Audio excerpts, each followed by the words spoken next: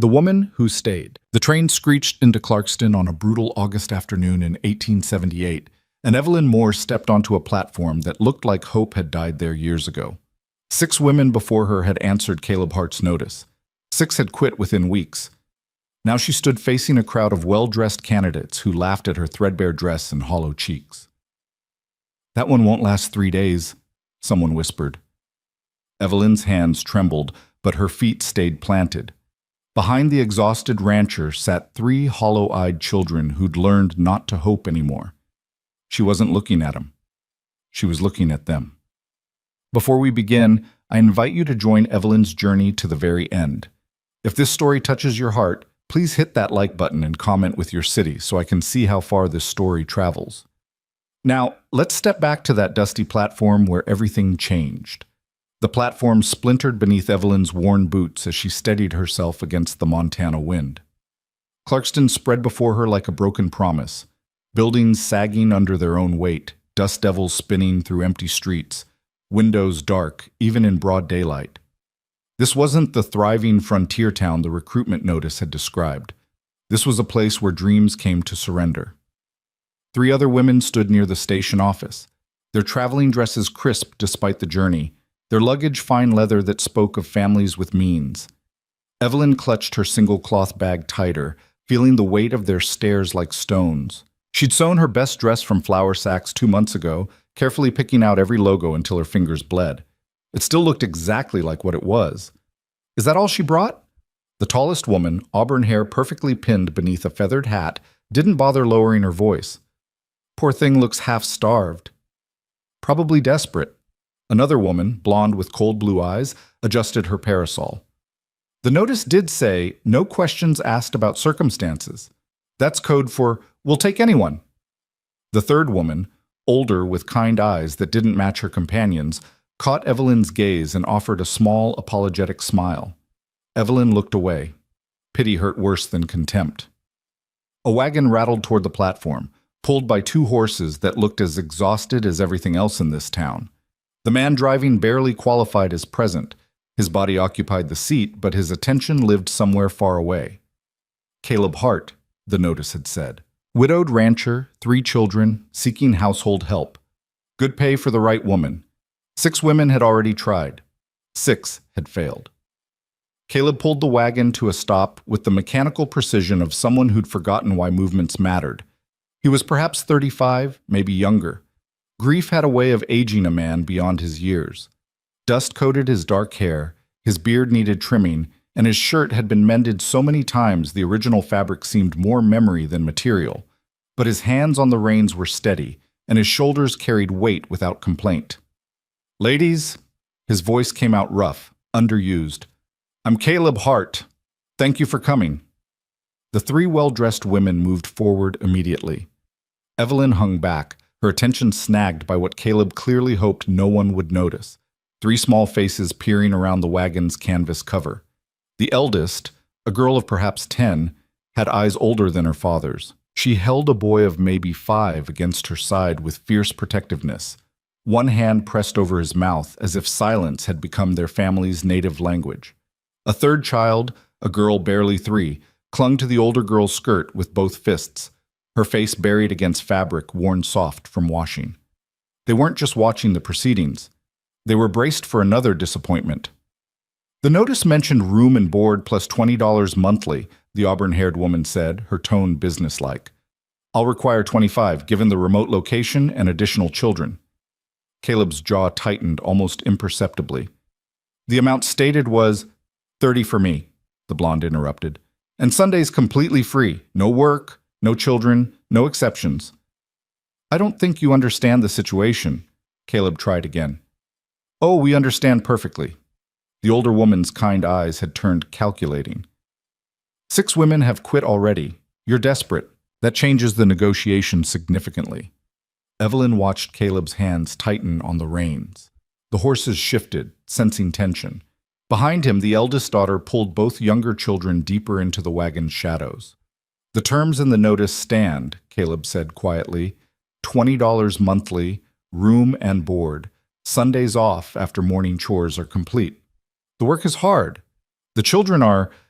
He stopped, and something cracked in his voice. The children need consistency. Then you should have offered competitive wages. The blonde snapped her parasol shut. I have 3 other offers waiting. 2 of them are in actual towns with actual society. She turned on her heel, skirt swishing with performative indignation. The auburn-haired woman followed without a word. The older woman hesitated, glancing between Caleb and Evelyn. The position requires someone strong, she said finally, not unkindly. Someone who can handle physical labor, difficult children, isolation. I have grandchildren of my own waiting in Oregon. I thought... She shook her head. This situation requires more than I can offer.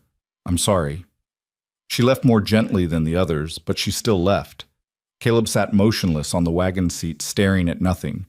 The defeat in his shoulders told Evelyn this scene had played out before, probably with only minor variations. He'd placed the notice. Women came. Women saw the reality, the dying town, the broken children, the weight of it all, and women left. The smart thing, the sensible thing, would be to follow them. Evelyn stepped forward instead. Mr. Hart? He looked at her then, really looked, and she saw the exact moment he registered what she was. Thin to the point of fragility, dress obviously homemade, no luggage worth mentioning, desperation written in every line of her frame.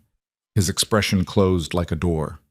You should take the afternoon train back, he said, not meanly. Just tired. This isn't... You're not... He couldn't seem to finish any sentence that ended in rejection. The work's too hard. I can work hard. The children are difficult. Children usually are, when they're hurting. Something flickered across his face. Surprise, maybe, that she'd named what he'd been trying to hide. The ranch is isolated, miles from anywhere. No neighbors, no society, nothing. I'm not looking for society, Mr. Hart. I'm looking for work. Why? The question came out sharp, suspicion cutting through exhaustion. Why would you want this? The others took one look and ran. He stopped himself, but they both knew what he'd almost said.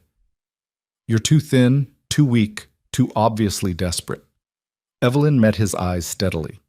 Because 6 women have quit, which means you're running out of options and time. Because your children are listening to every word we're saying, learning that people leave. And because... She glanced at the wagon, at the 3 pairs of eyes watching from the shadows. Because someone needs to stay. Silence stretched between them, broken only by the wind rattling through Clarkston's skeleton. Caleb studied her with an intensity that should have been uncomfortable, weighing her words against whatever calculus of desperation and hope he'd been running. Finally, he nodded once. Wagon's full. You'll ride up front. Evelyn climbed onto the seat, setting her small bag at her feet. The canvas behind them rustled as the children repositioned themselves, trying to see without being seen. Caleb didn't speak as they rolled out of town. The silence felt deliberate, like he was giving her time to change her mind before they got too far. Every quarter mile seemed designed as a test. The road got rougher, the landscape emptier, the isolation more complete. Evelyn didn't ask to turn back. The ranch appeared after an hour's drive, shimmering in the heat like a mirage that might disappear if you looked away. It sprawled across a shallow valley, buildings clustered around a main house that had clearly known better days. Fences needed mending. The barn door hung crooked. The garden had gone wild, useful plants strangled by weeds that didn't know they weren't wanted. But the bones were good. Solid construction, thoughtful layout, evidence of care that had simply run out of energy to continue. Caleb pulled the wagon to a stop near the house and sat there, staring at his own front door like he wasn't sure he had the strength to go inside. Sarah, Thomas, Ruth, his voice gentled as he addressed the children. Come meet Miss Moore. The canvas parted slowly. The eldest, Sarah, emerged first, all sharp angles and defensive posture, positioning herself between her siblings and this new stranger. Thomas followed, his hand locked in Sarah's skirt, eyes fixed on the ground. Little Ruth wouldn't let go of Sarah at all, peering around her sister's hip with a face that had forgotten what trust looked like. Miss Moore will be staying to help around the house, Caleb said. I expect you to treat her with respect. Like we treated the others? Sarah's voice carried an edge that should have been years beyond her. Before they left too? Caleb flinched. Sarah, It's all right. Evelyn climbed down from the wagon, deliberately moving slowly, keeping her hands visible. She'd worked with frightened animals enough to recognize the same wariness in these children. You've got every right to be suspicious. 6 women before me, your father said. That's 6 people who promised to stay and didn't. That's 6 times you got your hopes up and had them crushed. Sarah's defenses cracked just enough to show surprise underneath. I can't promise I'm different, Evelyn continued. That'd be just words, and words are cheap. Only thing that matters is what I do. So I'm going to make you one promise, and it's the only one I'll make until I've earned the right to more. She looked at each child in turn, then back to Sarah. I promise that if I'm going to leave, I'll tell you first. Face to face. No disappearing in the night, no making your father explain why there's another empty place at breakfast. You've earned at least that much honesty. Sarah stared at her, clearly trying to decide if this was another adult lie dressed up in pretty words. Thomas had finally looked up, watching Evelyn with something that might become cautious interest. Ruth remained hidden. Can you cook? Sarah demanded. Yes. The last one burned everything. The one before that only made soup. Just soup. Every meal for 2 weeks. I can make more than soup. Can you sew? Thomas tore his only other shirt and father doesn't have time, and I'm not... Sarah's voice caught. I'm not good at it yet. I can sew. The little one cries. Sarah's chin came up, defensive and challenging. Every night, loud, for hours. Most of them couldn't handle it. Evelyn's chest tightened, but she kept her voice steady. What's her name? Ruth. How old? 3. She doesn't talk much anymore. She used to, before... Sarah stopped, loyalty warring with the desperate need to make this stranger understand the magnitude of the task. Before Mother died. The words hung in the air like gun smoke. Caleb turned away, shoulders rigid, finding something extremely important to attend to on the wagon harness. Evelyn crouched down slowly, bringing herself eye level with Ruth's hiding place. Hello, Ruth. My name's Evelyn. I bet you miss your mama something fierce. The little girl's eyes widened, peeking out further. My mama died too, Evelyn said softly. Long time ago. I was about Sarah's age. And you know what? I cried every night too. Couldn't help it. Missing someone that bad just has to come out somehow. Ruth's grip on Sarah's skirt loosened a fraction. If you need to cry tonight, that's all right by me. And if you need someone to sit with you while you do, I can do that too. No promises, I'll make it better. Can't nobody replace your mama. But I can promise you won't have to be alone with it. Something shifted in Sarah's face. A crack in armor forged too young from necessity. There's a room off the kitchen, Caleb said, his voice carefully controlled. That's your room. I'll show you. The house's interior matched its exterior, fundamentally sound, desperately neglected. Dust coated every surface. Dishes filled the dry sink in precarious towers. The main room held furniture arranged with careful thought now buried under life's accumulated debris. Children's drawings, broken toys, a woman's sewing basket that no one had been able to put away. Caleb led Evelyn through to a small room behind the kitchen. A narrow bed, a chest of drawers, a window facing east. Simple, clean of the clutter overwhelming the rest of the house. Previous housekeepers stayed here, he said, obviously. It's fine. Meals are... He stopped, rubbed his face with both hands. I don't know anymore. The children eat when they're hungry. I eat when I remember. There's no schedule, no... Christ, there used to be order. There used to be... Mr. Hart. Evelyn kept her voice gentle but firm. Why don't you show me the kitchen? Then you can get back to whatever needs doing outside. I'll handle supper. He looked at her with something between gratitude and despair. The children won't sit at the table. They haven't, not in months. Then we'll start with getting food in them, however it comes. Everything else can wait. Caleb nodded slowly. Chickens out back. Root cellars stocked enough. Pantries? Well, you'll see. He paused at the door. Miss Moore? Yes? If this is too much, if you want to leave, just say so. I'll drive you back to town tomorrow, no questions asked. You don't owe us suffering through something you can't handle. I appreciate that, Mr. Hart. But I'm not planning on leaving tomorrow. They all said that too. He left before she could respond, his boots heavy on the porch boards, heading toward the barn with the weight of a man who'd learned not to hope. Evelyn surveyed the kitchen. The mess was impressive, truly spectacular in its completeness. But underneath, she could see the ghost of what it had been. Good copper pots hung from hooks, though they needed polishing. The stove was quality, just needed cleaning and fresh coal. A shelf of spices stood in perfect alphabetical order, dusty but organized by someone who'd cared about such things, someone who wasn't here anymore. Evelyn rolled up her sleeves and started with the dishes, not because they were the most important task, but because clean dishes meant the possibility of a real meal. And a real meal meant maybe, the children might believe the stranger intended to stay past sundown. She worked steadily, methodically, learning the kitchen through her hands. The pump needed priming. The good knives were hidden in a drawer, carefully wrapped in cloth. Someone had carved a small heart into the windowsill, along with initials, CH plus EH. The H's intertwined. Eleanor, Evelyn guessed. The wife who'd died, the mother the children grieved, the woman whose absence screamed from every corner of this house. A shadow appeared in the doorway. Sarah, watching with suspicious eyes. You're really washing dishes. They need washing. The one before last said she'd start fresh in the morning. She was gone before morning came.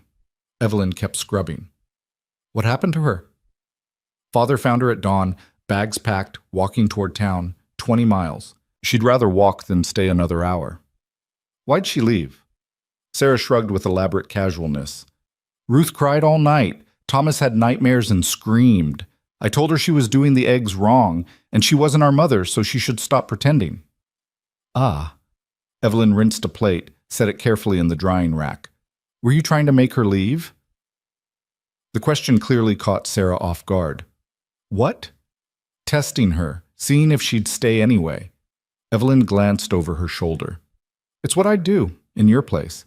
If people are going to leave anyway, better to make them leave fast. Hurts less than hoping. Sarah's defenses crumbled a little more. You're strange. Probably. Can you show me where your mother kept the potatoes?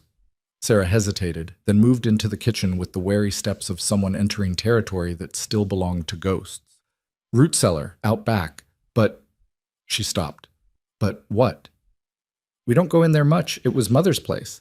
She organized everything just so, with labels and... Sarah's voice went thick.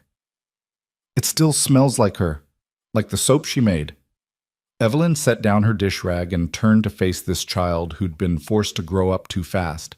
Sarah, I'm not here to replace your mother. I can't, and I wouldn't try. But a root cellar's for storing food, and food's for keeping children fed. I think your mother would rather have you eating potatoes from her cellar than starving to honor her memory. How do you know what she'd want? You didn't know her. You're right, I didn't. So why don't you tell me about her? Sarah's eyes went wide. What? Your mother. What was she like? No one had asked. Evelyn could see it in the way Sarah's face transformed, shock giving way to desperate, aching need. The previous housekeepers had probably tiptoed around the topic, afraid to mention the dead woman whose shoes they were trying to fill. She sang, Sarah whispered, while she cooked. Not well. Father used to tease her about it. She'd throw dish towels at him, and he'd catch them and spin her around, and tears cut off the words. What did she sing? Old songs, church songs sometimes, but also silly ones she made up. About us, about the chickens, about anything. Sarah swiped at her eyes angrily. I can't remember them all anymore. It's only been 6 months, and I'm already forgetting. Evelyn's own mother had been dead 15 years, and she still woke sometimes reaching for songs that had slipped away.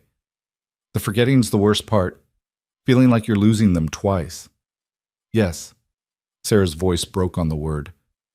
Everyone says it'll get easier, but they're lying. It doesn't get easier. You just get different, wrong. Not wrong, just carrying something heavy. Come on, show me that root cellar. We'll get potatoes together. Sarah led her outside as Thomas appeared on the porch steps, still silent, still watchful. The root cellar doors lay flat against the ground, angled to shed rain. Sarah pulled them open with practiced ease, revealing stairs descending into cool darkness. She was right.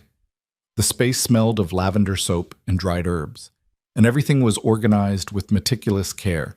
Potatoes in bins, sorted by size, carrots in sand, onions braided and hanging, preserved goods lined up on shelves with labels in careful feminine script.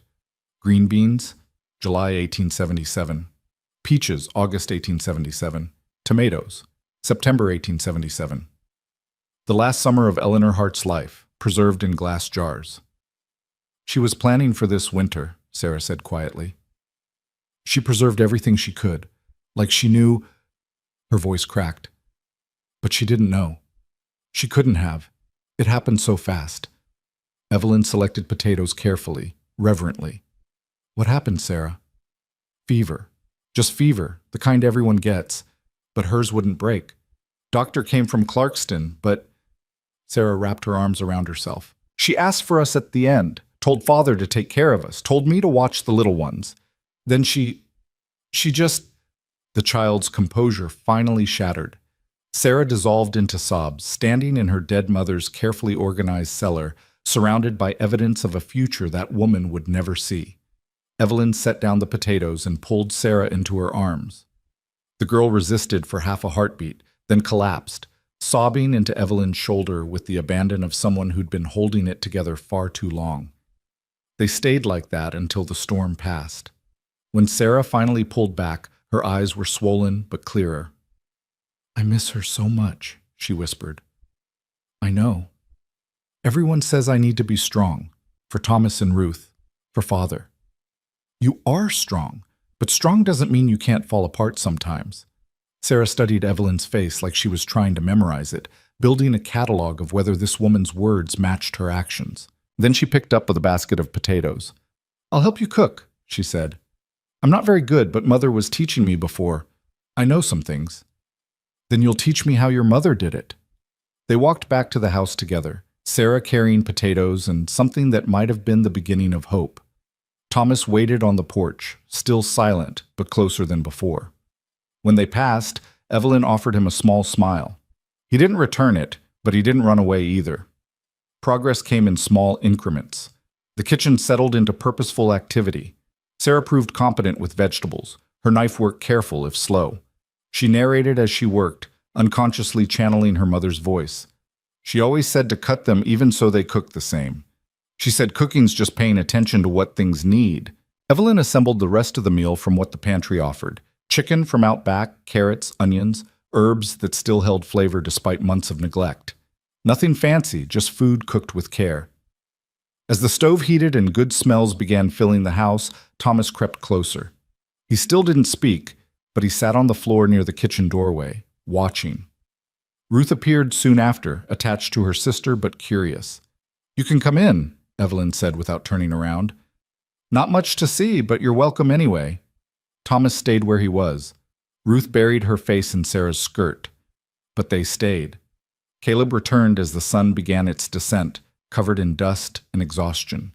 He stopped in the doorway, staring at the scene. Clean kitchen, cooking food, his children present and not hiding, this strange, thin woman stirring a pot like she'd done it in this kitchen 1,000 times.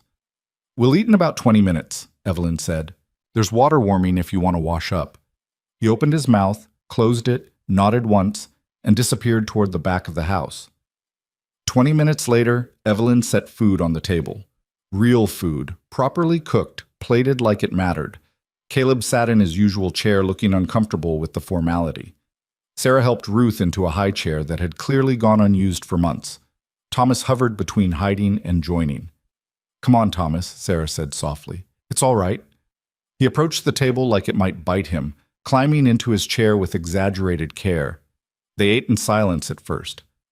Not uncomfortable silence, more like people remembering how this was supposed to work. Forks on plates. Food that tasted like someone cared. The simple ritual of a family meal. This is good, Caleb said finally. Really good. Sarah helped. She knows her way around vegetables. Sarah's head snapped up, surprise and pleasure warring on her face. Mother taught me, she said. Then, more hesitantly, Miss Moore says I'll teach her mother's way of doing things. Caleb's throat worked. Your mother was the best cook I ever knew. She burned the biscuits sometimes, Sarah said. Remember? She'd curse under her breath, and you'd pretend not to hear, but you were laughing. A tiny smile cracked Caleb's face. She had creative vocabulary for burned biscuits. She said the chickens didn't care if their breakfast was a little crispy. She said that about most of her disasters. They were talking about her, about Eleanor, and instead of painful silence, there were small smiles, shared memories. Ruth had stopped crying. Thomas was eating steadily, listening to stories about a mother he was probably starting to forget. After supper, Evelyn began cleaning while the family scattered to their evening routines. She expected solitude, but Sarah returned to dry dishes. Then Thomas appeared with a drawing he didn't show her but worked on nearby. Even Ruth parked herself on the floor with a rag doll worn shapeless from loving. They don't usually do this, Caleb said from the doorway. He'd been watching from the other room, and something in his voice sounded like wonder. Stay close, I mean. They've been separate. Since Eleanor, maybe they're tired of being separate. Or maybe they want to make sure you don't disappear when they're not looking. Evelyn glanced at him. His expression held no accusation, just exhausted understanding of his children's fear. I'll be here in the morning, she said quietly. So were two of the others. Then they weren't. I know. He started to say something else, stopped, shook his head, and retreated to whatever evening work awaited. Bedtime came with expected resistance. Ruth cried, as Sarah had warned. But when Evelyn appeared in the doorway, the little girl reached for her with devastating trust. Evelyn lifted her carefully, feeling the fragile weight of this child who'd been broken too young. It's all right, she murmured, settling into the rocking chair by the window. Miss your mama? That's all right. You go ahead and cry. Ruth sobbed into her shoulder, and Evelyn rocked and hummed, not any particular song, just sound to fill the loneliness. Sarah watched from the hallway, something unreadable in her expression. Eventually, Ruth's sobs gentled to hiccups, then to exhausted breathing, her little fists unclenched from Evelyn's dress. She fell asleep, Sarah whispered, amazed. It usually takes hours. Sometimes people just need permission to let go. Evelyn shifted carefully, easing Ruth into her small bed. The child stirred but didn't wake. In the hallway, Thomas stood holding a worn stuffed rabbit. He didn't speak, but he held it out to Evelyn, offering, asking, testing. Is that for Ruth? Evelyn asked softly. He shook his head. For you? A nod. Does he have a name? Thomas's mouth opened. For a long moment, nothing came out. Then, barely audible, Blue. Sarah gasped. Thomas, you... But Thomas had already retreated, clutching Blue, disappearing into his room with the speed of someone who'd surprised himself. He hasn't spoken, Sarah breathed. Not in 4 months. Not since the funeral. The doctor said maybe never again, and Father... Tears spilled down her face. You've been here one day. One day. Children know when someone's actually listening. Maybe he just needed to find his voice again. Sarah stared at Evelyn like she was witnessing a miracle. Maybe she was. Maybe they both were. The small miracle of a child rediscovering speech, of a house remembering how to be a home. Later, in her small room off the kitchen, Evelyn sat on the edge of the narrow bed and let herself shake. The day crashed over her all at once. The humiliation at the station, the other women's contempt, the weight of these children's grief, the magnitude of what she'd agreed to attempt. 6 women had quit. 6 had looked at this situation and run. Evelyn pressed her palms against her eyes and breathed through the fear. She'd made a promise to tell them if she was leaving. That meant she had to stay long enough to keep it. Tomorrow, that might mean another day, and maybe another after that. One day at a time. That's all anyone could do. She changed into her nightgown, another flour sack creation, thin and patched, and slipped between sheets that smelled of sun and lavender. Eleanor's doing, probably. Even the linens carried her ghost. Outside her window, the ranch settled into night sounds. Chickens murmuring to themselves, horses moving in the paddock, the creak of the house adjusting to darkness, and underneath it all, silence. Not empty silence, full silence. The silence of children sleeping without screaming, of a father who might, for the first time in months, rest without expecting to be woken by crisis. Evelyn closed her eyes. Tomorrow would bring new tests, new chances for failure. But tonight, 3 children had eaten a real meal. One had spoken his first word in months. Another had cried herself to sleep in someone's arms instead of alone. It wasn't much, but it was something. And sometimes, something was enough to build on. Morning arrived with the smell of coffee and the sound of someone moving carefully through the kitchen, trying not to wake the house. Evelyn had been awake since before dawn, her body trained by years of making herself useful before anyone could question her presence. She'd stoked the fire, started breakfast, and swept the kitchen floor before the first light touched the eastern window. Sarah appeared in the doorway, hair still tangled from sleep, surprise written across her face. "You're still here. You're still..." "Said I would be." They all said that too. But Sarah's voice carried less conviction than yesterday, like maybe she was starting to believe this stranger might be different. "Then I'll have to keep saying it until you believe me. Can you gather eggs while I finish the biscuits?"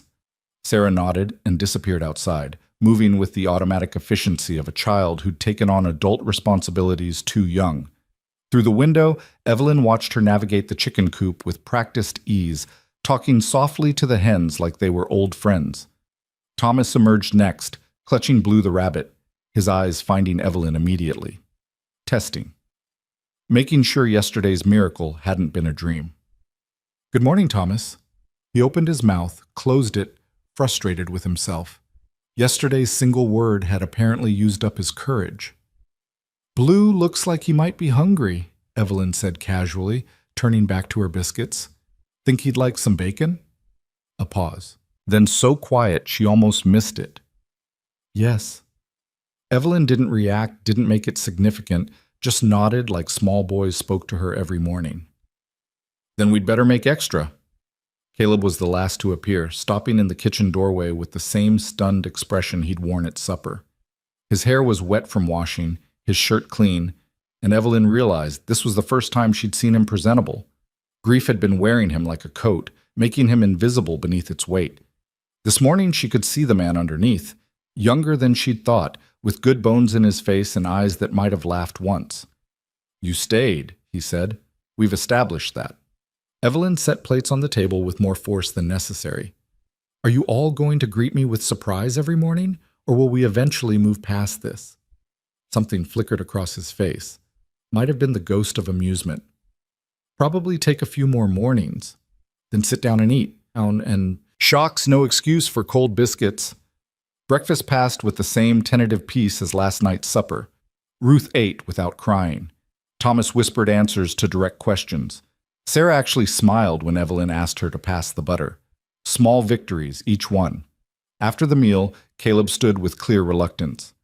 "I need to check the north fence, probably be gone most of the day." "We'll manage."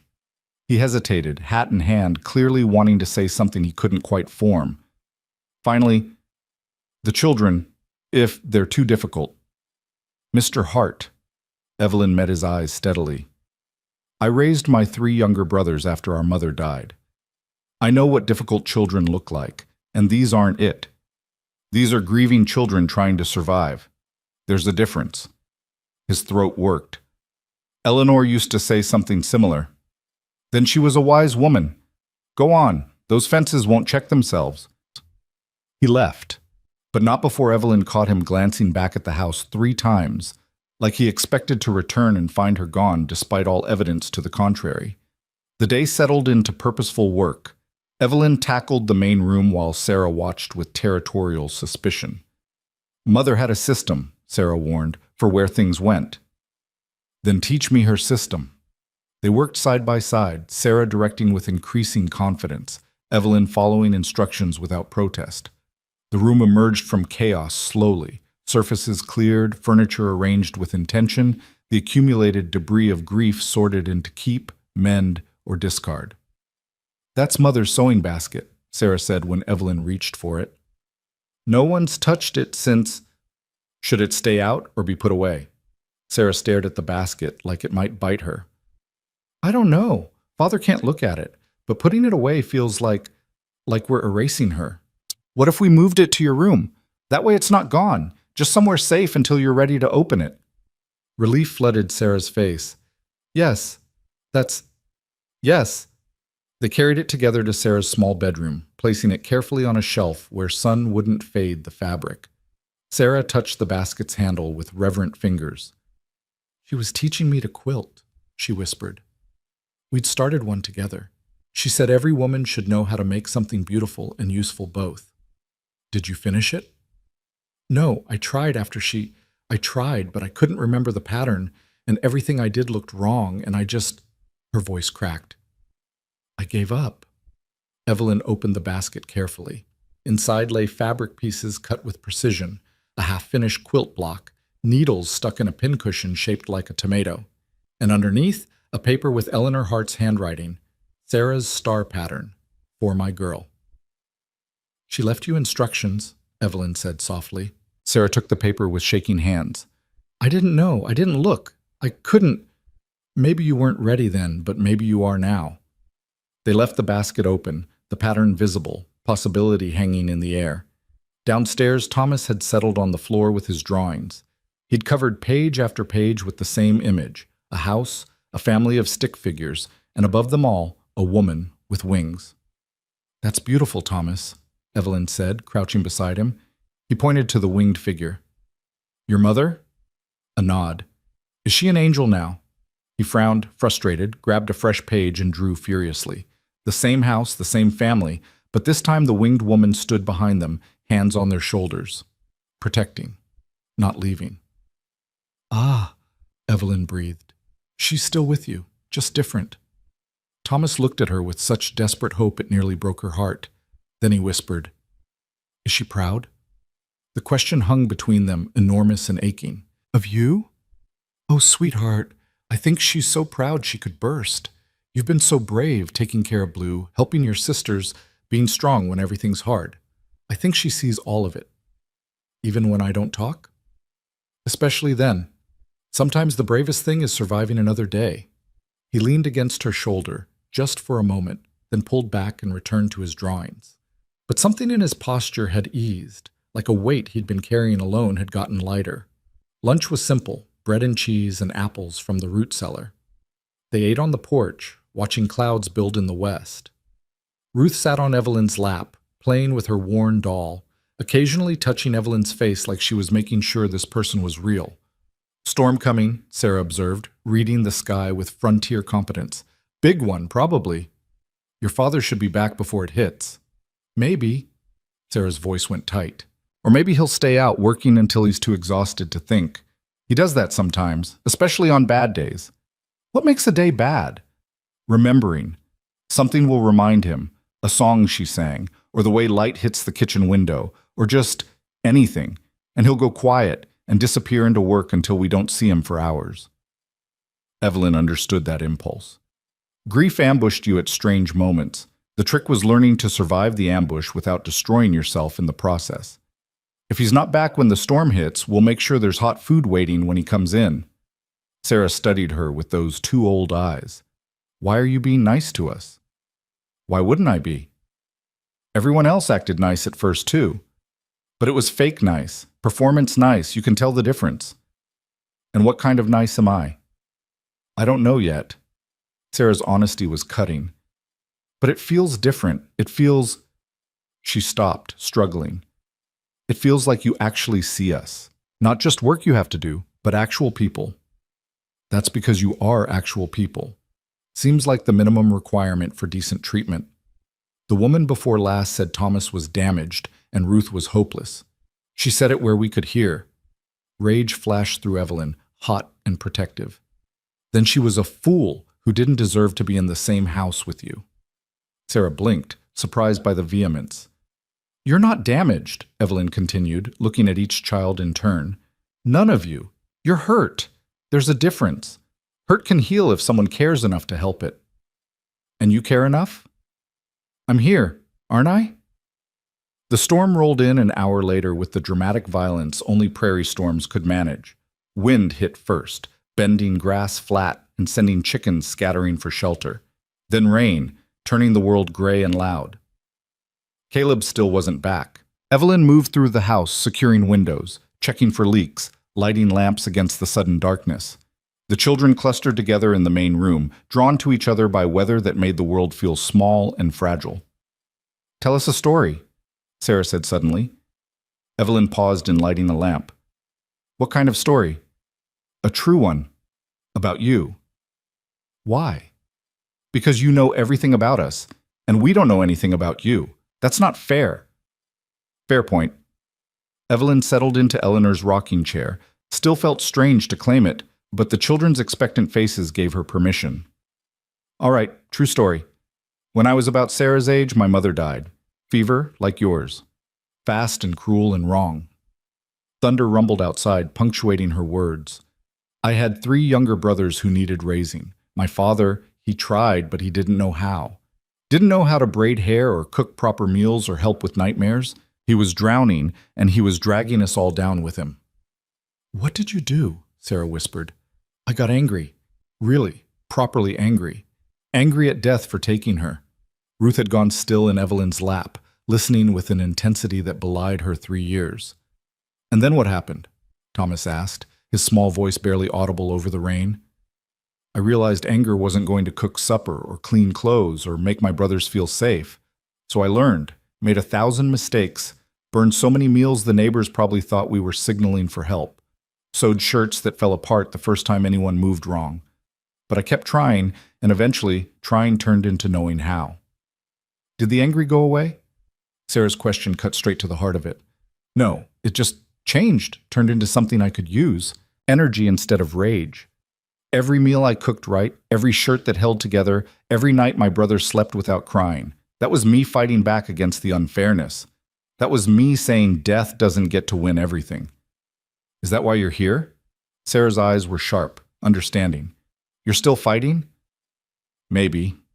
Or maybe I just know what it's like to be the child everyone doubts. The one people look at and decide isn't enough." The words hung in the rain-loud air, confession and connection both. "Those women at the station," Sarah said slowly, "they looked at you like you were nothing." "They did." "Did it hurt?" "Yes. But you stayed anyway." "I stayed because of you, because I saw 3 children who needed someone to stay more than I needed to protect myself from being looked at wrong." Sarah's face crumpled. She fought it, tried to maintain her fierce competence, but the fight was lost before it started. She crossed to Evelyn and buried her face in her shoulder, crying with the abandon she'd probably been denying herself for months. "I'm so tired," she sobbed. "I'm so tired of being the one who holds everything together. I'm 10. I shouldn't have to. I don't know how to—" "I know, sweetheart. I know." Thomas joined them, crawling into Evelyn's lap beside Ruth, and suddenly she had all 3 heart children clinging to her like she was the only solid thing in a shifting world. She held them and rocked and let them fall apart, because sometimes falling apart was the only way to start putting yourself back together. The front door banged open. Caleb stood in the doorway, soaked through and wild-eyed, clearly having ridden hard through the storm. He froze at the sight before him. His 3 children wrapped around this stranger, crying like their hearts were breaking. "What?" His voice came out raw. "What happened? What did you but—" "Nothing happened," Evelyn said calmly, still rocking. "They're just tired of being brave all the time." He stared, water dripping from his hat, understanding and pain warring on his face. "Eleanor used to, when they were small, she'd hold them when they needed holding?" "Yes." "Then come here and do it yourself." He crossed the room like a man moving through deep water, dropping to his knees beside the rocking chair. Sarah threw herself at him first, then Thomas, all of them tangled together, months of held-back grief finally finding release. Evelyn tried to extract herself, give them privacy, but Ruth's fists tightened in her dress, and Caleb's hand landed on her shoulder. "Stay," he said roughly. "Please." So she stayed, this strange woman in a family's most intimate moment, bearing witness to their breaking and their healing both. Eventually the storm inside and outside both began to ease, the children's sobs gentled to hiccups, the rain softened to steady drumming. Caleb's shoulders stopped shaking. "I'm sorry," he said finally, his voice wrecked. "I'm sorry I couldn't—" "Papa," Sarah whispered, "it's okay. It's not okay. Your children, You shouldn't have to. He stopped, swallowed hard. Your mother would be so angry with me for letting it get this bad, for not. Mama would understand, Sarah said with sudden, fierce certainty. She'd understand you were sad, too. He pulled his children closer, and Evelyn saw him really look at them, see them, for the first time in months. The shock of it played across his face, realizing how much time had passed, how much they'd changed, how much he'd missed while drowning in his own grief. When did you get so tall? He asked Thomas. The boy straightened a little. I grew. You did. You really did. Caleb's voice cracked. I'm sorry I didn't notice. It's okay, Papa. It's not. But I'm going to do better, I promise. Promises were dangerous things, Evelyn knew. Easy to make, hard to keep. But watching Caleb hold his children with desperate intention, she thought maybe this was one he meant. Supper that evening felt different. The children talked more. Caleb listened, and the silences between words carried comfort instead of pain. Evelyn served pot roast that had been cooking all afternoon, filling the house with smells that spoke of home and care and continuity. This tastes like... Caleb stopped, fork halfway to his mouth. Like what? Sarah asked. Like your mother's recipe. Exactly like it. Evelyn kept her expression neutral. Sarah showed me the instructions in the cookbook, the one with all the notes in the margins. Caleb set down his fork carefully. You used Eleanor's cookbook. It seemed wasteful not to, all those recipes just sitting there, but if you'd rather I didn't... No. His voice came out strangled. No, thank you. For asking Sarah, for... He couldn't finish, but his meaning was clear. After supper, Sarah disappeared to her room and returned with her mother's sewing basket. Miss Moore says maybe we could finish the quilt, she said tentatively. Mother's quilt. The one she was teaching me, if that's all right. Caleb's hand trembled as he reached for the pattern Eleanor had written. His eyes tracked over her handwriting, seeing her in every loop and line. She'd want you to finish it, he said finally. She'd want... His voice broke. She'd want all of this. You eating her recipes, sewing with her fabric, using her things, keeping her alive by living. Really? Sarah's voice was so small, so hopeful. Really? He pulled her close, kissed the top of her head. I'm sorry I made you think otherwise. I'm sorry I couldn't... I was so afraid that moving forward meant leaving her behind. We could never leave her behind, Sarah whispered. She's in everything. Yes. Yes, she is. That night, when the children were asleep, Evelyn found Caleb on the porch, staring out at the clear sky the storm had left behind. She almost turned back, not wanting to intrude, but he spoke before she could retreat. Sit with me? She settled on the porch step, leaving space between them, aware suddenly of the impropriety. Unmarried woman, widowed man, alone in the darkness. But propriety seemed less important than the raw honesty of the moment. I haven't cried, Caleb said quietly. Not since the funeral. I couldn't. The children needed me strong, and if I started, I was afraid I'd never stop. But they didn't need you strong. They needed you present. I know that now. I didn't know it then. He rubbed his face with both hands. 6 women came before you, good women, capable women, and I drove them all away. How? By being exactly what you saw when you arrived, half dead, absent even when I was standing right there. The children were impossible because I'd made them impossible. No routine, no structure, no... He stopped. They'd test every woman who came, waiting for me to notice, to care, to do something. And I never did. I just kept hiring replacements like you could replace... His voice shattered. Finally, the tears came. Months of them, held back by sheer will, now flooding through broken defenses. Evelyn stayed quiet, letting him break, understanding that sometimes witnessing was the kindest thing you could offer. When he could speak again, his voice was raw. Why did you stay? The others saw the mess and ran. You saw the same mess, and... I saw 3 children who needed someone to choose them, and a man who needed permission to grieve. You barely know us. I know enough. I know what it's like to be the one everyone doubts, the one people decide isn't worth the effort. She paused, weighing words. Those women at the station looked at me like I was nothing, Your children looked at me like I might be something. That difference mattered. Caleb turned to face her, really seeing her for the first time.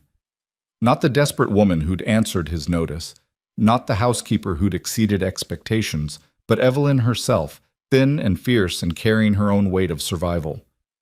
"I can't pay you more," he said. "I wish I could, but the ranch is barely—" "I'm not asking for more." "Then what are you asking for?" Honesty rose in Evelyn's throat, dangerous and necessary. "A place, just a place to be, where someone sees me as more than temporary help, where I'm—" She stopped, surprised by her own vulnerability. "Where I'm wanted." "You're wanted," Caleb said quietly. "My children haven't smiled in 6 months. Today they smiled. Ruth hasn't fallen asleep without screaming since Eleanor died. Last night she slept. Thomas hasn't spoken, and this morning he asked for bacon." His voice went rough with emotion. "In 2 days, you've done what 6 women and I couldn't do in 6 months. So yes, you're wanted, desperately." The weight of his words settled around them, carrying meanings neither was quite ready to examine. "I should check on the children," Evelyn said, standing quickly. "Make sure the storm didn't wake them." She fled before he could respond, before the moment could become more than she knew how to handle. But his words followed her inside, curling around her heart like a promise she was afraid to believe. In her small room, she pressed her hands against her face and let herself shake. 2 days. She'd been here 2 days, and already this family was seeping into her bones, making her care in ways that felt dangerous. Caring meant risking. Risking meant the possibility of loss. And loss was something she'd spent years learning to avoid. But as she lay in this darkness, listening to the house settle around her, Evelyn realized avoidance had kept her safe, but also kept her alone. Maybe, just maybe, this strange broken family was worth the risk. Morning would bring new challenges. But tonight, 3 children slept peacefully, and a man had finally let himself grieve, and a woman who'd been nobody to everyone had become somebody to someone. It wasn't much, but it was enough to make her want to stay another day, and maybe another after that. The 3rd week brought a visitor neither of them expected. Evelyn was kneading bread dough while Sarah practiced her stitching nearby when the sound of an approaching wagon cut through the morning quiet. Caleb emerged from the barn, his posture going rigid the moment he recognized the fine black carriage rolling up the drive. "Who is it?" Sarah asked, wariness creeping into her voice. "Jonah Reed," Caleb said flatly. "Stay inside." But Evelyn had already seen the man stepping down from his carriage, tall, impeccably dressed despite the dust of travel, carrying himself with the casual authority of someone accustomed to getting his way. Behind him, 2 men remained on the wagon, their hands resting too deliberately near their belts. "Hart," Reed called out, his voice smooth as whiskey. "Been meaning to ride out. See how you're managing." "We're managing fine." Caleb positioned himself between Reed and the house, and Evelyn noticed how his hand drifted toward the rifle propped near the door. "Are you?" Reed's eyes swept the property with practiced assessment. "Heard you finally found someone willing to stay. Must be quite the woman to succeed where 6 others failed." Something in his tone made Evelyn's skin crawl. She moved to the window, keeping the children behind her. "The ranch is doing well," Caleb said, each word careful. "Appreciate your concern, but we don't need anything." "Actually, that's not quite true." Reed pulled papers from his coat pocket. "You're 3 months behind on your loan payment, Hart. 3 months, that's grounds for foreclosure under the terms we agreed." The blood drained from Caleb's face. "I've got the money. Just needed time to— Eleanor's medical bills, the funeral. I've been working to—" "I understand grief is difficult," Reed said, and he even sounded sympathetic. "But business is business. The bank can't make exceptions, even for personal tragedy. I'll have your money by end of month, every cent with interest." "End of month might be too late." Reed stepped closer, dropping his voice just loud enough that Evelyn could still hear. "But we might be able to work something out. You know, I've always thought this land was wasted on small ranching. Combined with my holdings, it could be quite profitable. I could offer you a fair price, enough to settle your debts and start fresh somewhere else. This is my home, my children's home. I'm not selling. Even if staying means losing everything anyway, Reed's sympathy curdled into something colder. Think about those children, Hart. What happens to them when the bank takes the ranch? Where will they go? Who'll take 3 orphans with nothing to their names? Caleb's hands clenched into fists. Don't you dare. I'm trying to help you see reason. You're one man, alone, drowning. How long before you can't manage anymore? How long before something happens and those children are left with nobody? Evelyn pushed through the door before she could think better of it. He's not alone. Both men turned. Reed's eyes raked over her with the same dismissive assessment she'd endured at the train station, but underneath ran something darker, calculating. And you are? Evelyn Moore. I work here.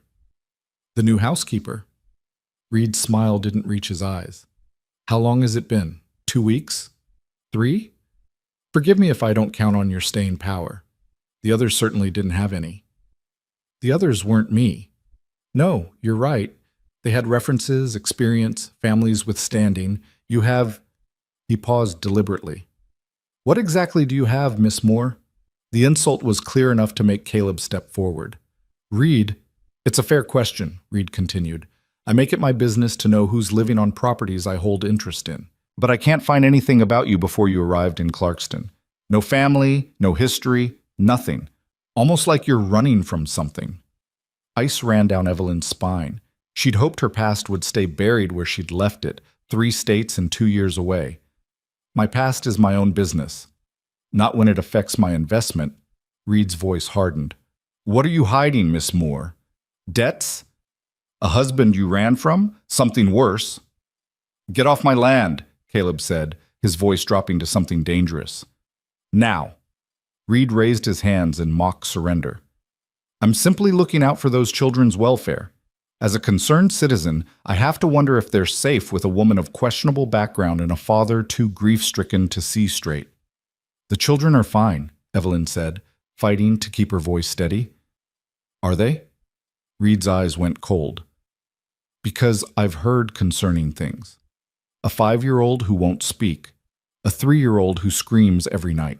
A 10-year-old trying to raise her siblings because her father's abandoned his responsibilities. That sounds like neglect to me. Might be something the territorial judge should hear about. The threat landed like a physical blow. Caleb went white. You wouldn't... I would hate to involve the authorities, Reed said, and he sounded almost sincere. But if those children are suffering, if they're being raised in an unstable environment by an unfit father and a woman with a mysterious past, well, I'd be failing my civic duty not to report it. They're not suffering, Evelyn said, her voice shaking with rage. They're healing. There's a difference. Is there? From what I hear, you've been here less than a month and already you've got them dependent on you. What happens when you leave like all the others? More trauma, more abandonment. Is that healing? Sarah appeared in the doorway, Thomas and Ruth behind her. We're not being neglected. Miss Moore takes good care of us. Sarah, inside, Caleb ordered. But Reed had already shifted his attention, his expression transforming into something that might have passed for kindness on a less calculating face. Sarah, sweetheart, I knew your mother. She'd want what's best for you and your siblings. Do you think this is what she'd want? You living in a house with strangers, your father barely managing, everything falling apart? Mama's dead, Sarah said, her voice fierce despite the tears gathering in her eyes. And you didn't come when she was dying. You didn't come to her funeral. You don't get to pretend you care now. Sarah, Reed started. No. She stepped forward, small and furious. You want our ranch. You don't care about us. You just want Father desperate enough to sell. Reed's mask slipped for just a moment, revealing something cruel underneath. Then he smoothed it back into place, turning to Caleb. End of month, Hart. Full payment, or I start foreclosure proceedings. And I'll be talking to Judge Morrison about those children's situation. For their own good, you understand. He climbed back into his carriage, signaling his men. As they rolled away, Evelyn saw him watching her through the window with an expression that promised this wasn't over. The moment they disappeared down the road, Caleb's legs seemed to give out. He sat heavily on the porch steps, his head in his hands. I don't have the money, he said quietly. I've been trying, working every hour I can, But Eleanor's medicine, the doctor's bills, the funeral, I'm $300 short. I'll never make that in 2 weeks. Evelyn's mind raced. $300 might as well be $3,000 for people like them. The loan, what were the terms? Standard rate when I took it 5 years ago. Built the addition on the house, bought breeding stock, was paying it down fine until his voice broke. Until everything fell apart. Did Reed hold the original loan? No, local bank held it, but they sold it to Reed 6 months ago, right after Eleanor died. Caleb looked up, and Evelyn saw understanding dawning in his eyes. He waited. He waited until I was at my weakest, then bought the debt. Why would he want this ranch so badly? Water. Sarah spoke up from the doorway. That's what Mother used to say. We've got the best water rights in the valley. Everyone else's wells run shallow in summer, but ours never do. Reed's been buying up neighboring properties, but without our water access, his land's worth half what it could be. Caleb nodded slowly. Eleanor figured that out before she got sick. She said Reed had been circling like a vulture, just waiting for an opportunity. And her death gave him one, Evelyn said, anger burning cold in her chest. He's been sabotaging you, making sure you couldn't recover, couldn't catch up. Also, he could take this place. Doesn't matter why. He's got the law on his side. I default, he forecloses. And if he convinces Judge Morrison that the children are at risk, Caleb's hands shook. He could take them. Put them in an orphanage or with some family he controls. I'd lose everything. Thomas had started crying silently, the way children do when they're too frightened to make noise. Ruth clung to Sarah's skirt. Sarah herself looked like she was holding herself together through pure will. Evelyn thought of Reed's calculating eyes, the casual cruelty in his voice, the way he'd smiled while threatening children. Men like that didn't make empty threats. They made promises. There has to be a way, she said. There isn't. Caleb's voice was dead. I've been over it 1,000 times.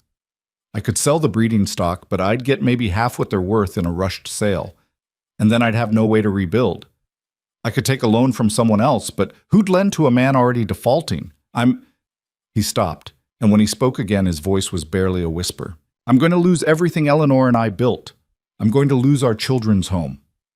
The defeat in his words was crushing, but Evelyn hadn't survived the last 5 years by accepting defeat when it came calling. How much do you trust the people in Clarkston? She asked. Caleb looked at her like she'd lost her mind. What? The townspeople, your neighbors, the ones who knew Eleanor. How much do they trust you? I don't know. Before Eleanor died, we had friends, people who cared, but I haven't been to town in months.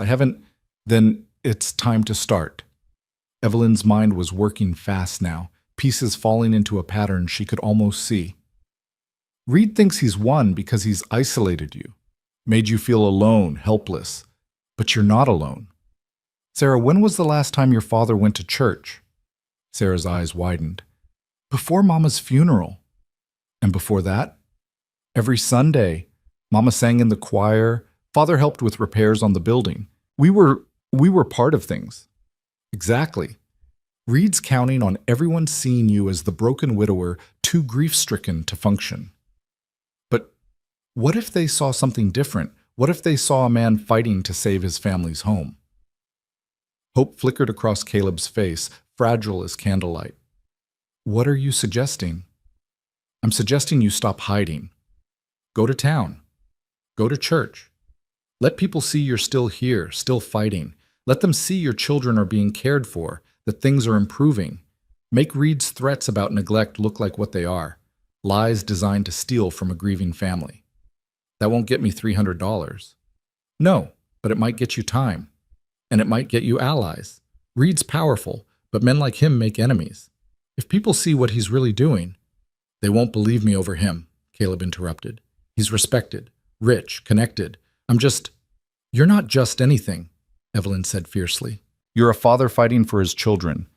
You're a man who's been through hell and is still standing. That matters. Make it matter. Sarah was nodding, her strategic mind already working. Mrs. Patterson in town used to be Mother's best friend. She stopped visiting after the funeral, but Mother said she was just giving us space to grieve. If Father talked to her, and Mr. Chen at the general store, Thomas added quietly. Everyone turned to stare at him. Full sentences were still rare enough to be remarkable. He said Father was always fair, that he'd help if Father needed it. See? Evelyn looked at Caleb. You have people. You've just forgotten they exist. Caleb stood slowly, something shifting in his posture. Not hope exactly, but the absence of total defeat. Sunday service is in 3 days. We should go, together. All of us? Sarah asked. All of us. As a family. He looked at Evelyn. If you're willing. I'm willing. The next 3 days passed in purposeful preparation. Evelyn took inventory of what they had. Caleb's one good suit, dusty but serviceable. Sarah's Sunday dress, let out quickly to account for growth. Thomas and Ruth had outgrown their church clothes entirely, which sent Evelyn to Eleanor's sewing basket with determination. She worked late into the nights, her fingers flying through fabric Eleanor had saved for future projects. Sarah sat with her, learning stitches her mother had meant to teach her, the two of them talking quietly while the house slept. Are you scared? Sarah asked on the second night, watching Evelyn attach buttons to Thomas's new shirt. Of what? Of Reed. Of what he might do. Evelyn set down her sewing and looked at the girl honestly. Yes, men like him are dangerous because they have power, and they're willing to use it without conscience. But being scared doesn't mean doing nothing. What if it doesn't work? What if people don't believe Father? Then we try something else. And something after that. We keep trying until we find a way, or until there are no ways left. And if there are no ways left? Evelyn had asked herself the same question. The truth was ugly. Then at least we went down fighting. At least we didn't just surrender. Sarah nodded slowly. Mother used to say that some things are worth fighting for even when you know you'll lose. She said that's what makes them important. Your mother was right. They worked in companionable silence until Sarah spoke again, softer now. I'm glad you came. I know I tested you at first, tried to make you leave, but I'm glad you stayed. Evelyn's throat tightened. I'm glad I stayed too. Sunday morning arrived with crystalline clarity. Evelyn dressed in her one good dress, still obviously homemade, still obviously poor, but clean and carefully pressed. She'd stayed up past midnight the night before, fixing a torn seam and adding a bit of lace she'd found in Eleanor's basket. The children looked transformed. Sarah in her altered dress, hair braided with ribbon. Thomas in his new shirt, standing straighter than Evelyn had ever seen him. Even Ruth wore a simple dress Evelyn had made, looking almost like a normal 3-year-old instead of a grief-haunted ghost. Caleb emerged last, and Evelyn's breath caught. He'd shaved carefully, trimmed his hair, put on the suit he'd worn to his wedding 10 years ago. He looked like a man who'd decided to rejoin the living. You all look... His voice caught. Eleanor would be so proud. The drive to Clarkston felt longer than it was, weighted with anticipation and fear. As they approached the church, Evelyn saw people gathering outside the way small communities do, catching up before service. The moment the Hart wagon came into view, conversation stopped. Caleb pulled to a stop and sat there, his courage visibly wavering. Sarah reached over and squeezed his hand. Together, she said. They climbed down as a unit, Caleb carrying Ruth, Sarah holding Thomas's hand, Evelyn bringing up the rear. The crowd parted, faces ranging from surprise to pity to uncomfortable guilt. An older woman broke from the group first, her eyes filling with tears. Caleb Hart, you stubborn fool. 3 months we've been worried sick, and you couldn't spare time to let us know you were surviving? Mrs. Patterson, Caleb said, and his voice cracked. I'm sorry, I didn't know how to... Oh, hush. She pulled him into a fierce hug, Ruth caught between them. Eleanor would box your ears for shutting us all out. But you're here now, and that's what matters. She pulled back, studying his face. You look better, different. I'm trying to be. Mrs. Patterson's attention shifted to the children, and her expression transformed to something tender. Look at you three. Sarah, you're nearly grown. Thomas, so tall. And Ruth, oh, sweetheart, don't you look pretty? Then her eyes found Evelyn and sharpened. And who might you be? Evelyn Moore, ma'am. I'm helping at the ranch. The one who stayed, Mrs. Patterson said, and something in her tone suggested she'd heard about the 6 who hadn't. She studied Evelyn with unsettling intensity, then nodded once. Good. They needed someone with spine. Come inside, all of you. You've missed enough Sundays.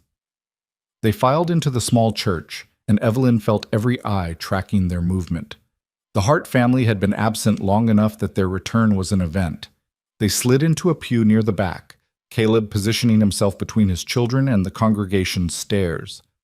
The service proceeded normally enough until the minister, an elderly man with kind eyes and a voice like gravel, paused before his sermon. Before we begin, I'd like to acknowledge the Hart family's return to our congregation. Caleb, children, we're glad to see you. This community grieves with you, and we're here if you need us. Caleb stood slowly, and Evelyn saw how much courage it cost him. Thank you, Reverend, and thank you all for... He stopped, started again. I'm sorry I've been absent. Grief made me selfish, made me forget that Eleanor loved this community, and she'd expect better from me. We understand, son, the Reverend said gently. I appreciate that, but understanding doesn't excuse neglect. My children need community. They need to know they're not alone in this world. And his voice strengthened. I need to ask for help. A murmur ran through the congregation. Asking for help was admitting weakness, especially for a man. But Caleb pressed forward. Some of you know I'm behind on ranch payments. What you might not know is that Jonah Reed has bought my debt and is threatening foreclosure. He's also suggested to anyone who'll listen that my children are being neglected, that they should be removed from my care. The murmur turned angry. Mrs. Patterson's face went hard. Anyone with eyes can see those children are fine, she said loudly. Better than fine. They look cared for. They are, Caleb said. Thanks to Miss Moore, who's done what I couldn't. Brought order back, given them stability. But Reed's using her mysterious past against us, suggesting she's unfit. Every eye swung to Evelyn. She forced herself not to shrink, meeting their stares with as much dignity as she could gather. I'm not mysterious, she said quietly. I'm just private. My family's dead. I needed work. Mr. Hart needed help. That's all there is to it. And yet you stayed when 6 others quit, an older man said from across the aisle. That's unusual. Makes a body wonder why. Wonder all you want, Evelyn said, letting some steel show. I stayed because those children needed someone to. Because running away felt like cowardice. Because... She stopped, surprised by her own honesty. Because I was tired of being nobody to everyone. Here, I'm somebody. I matter. That's reason enough. The congregation sat with that, weighing her words against her obvious poverty, her thin frame, her homemade dress. Evelyn could see the calculation happening. Was she genuine, or was this some elaborate con? Mrs. Patterson stood abruptly. I knew Eleanor Hart for 15 years.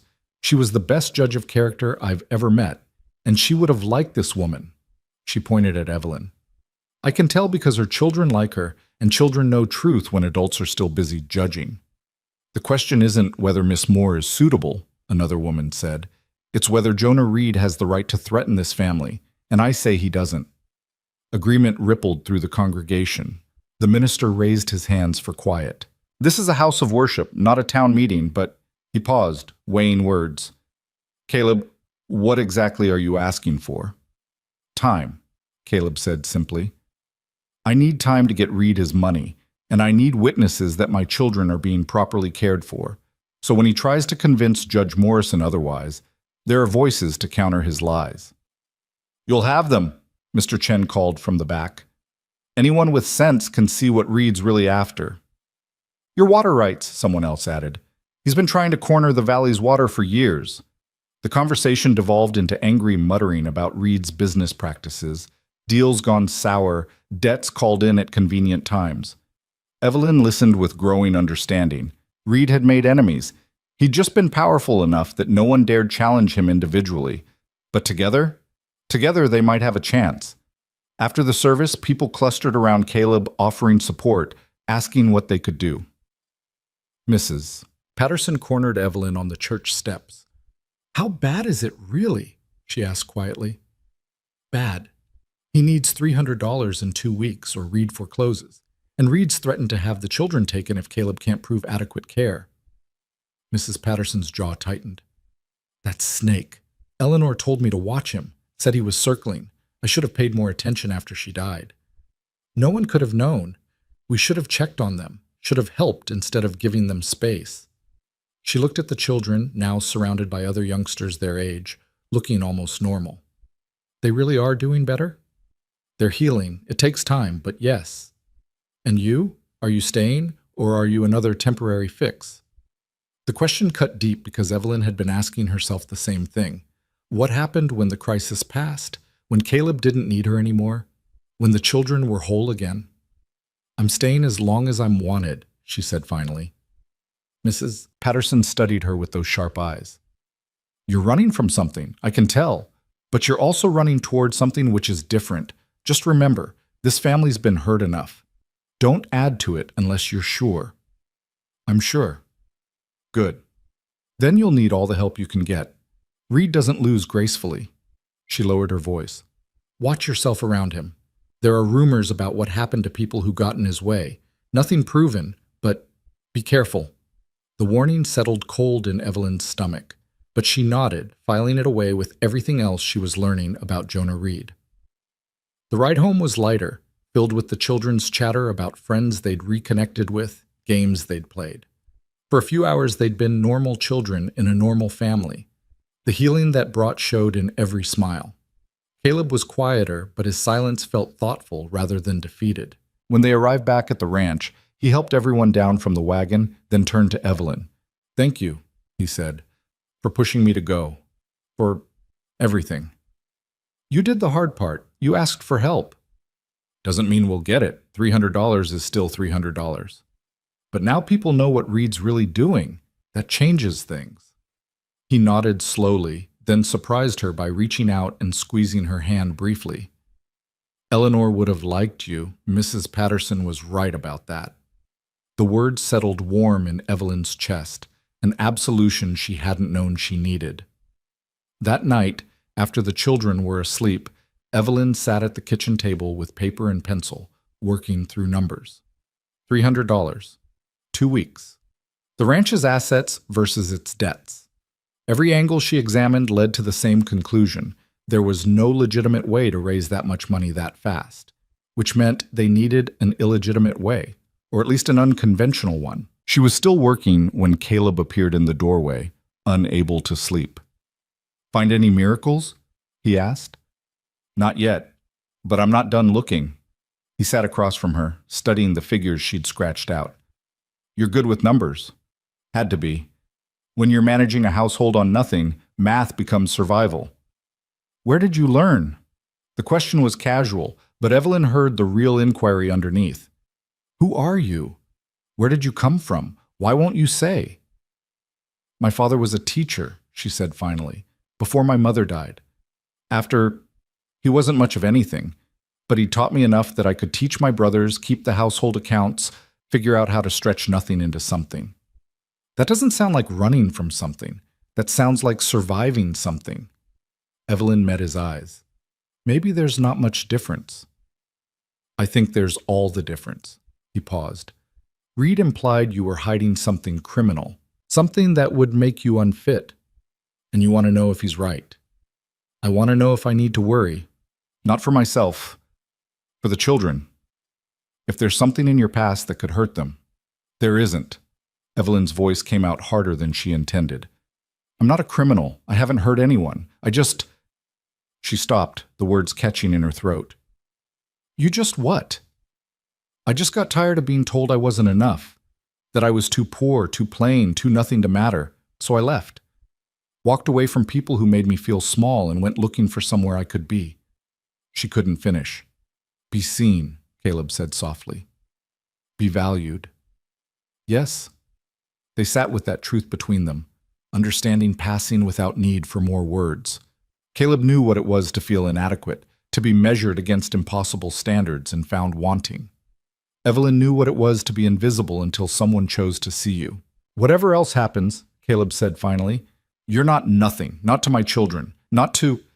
He stopped and something shifted in his expression. Not to me.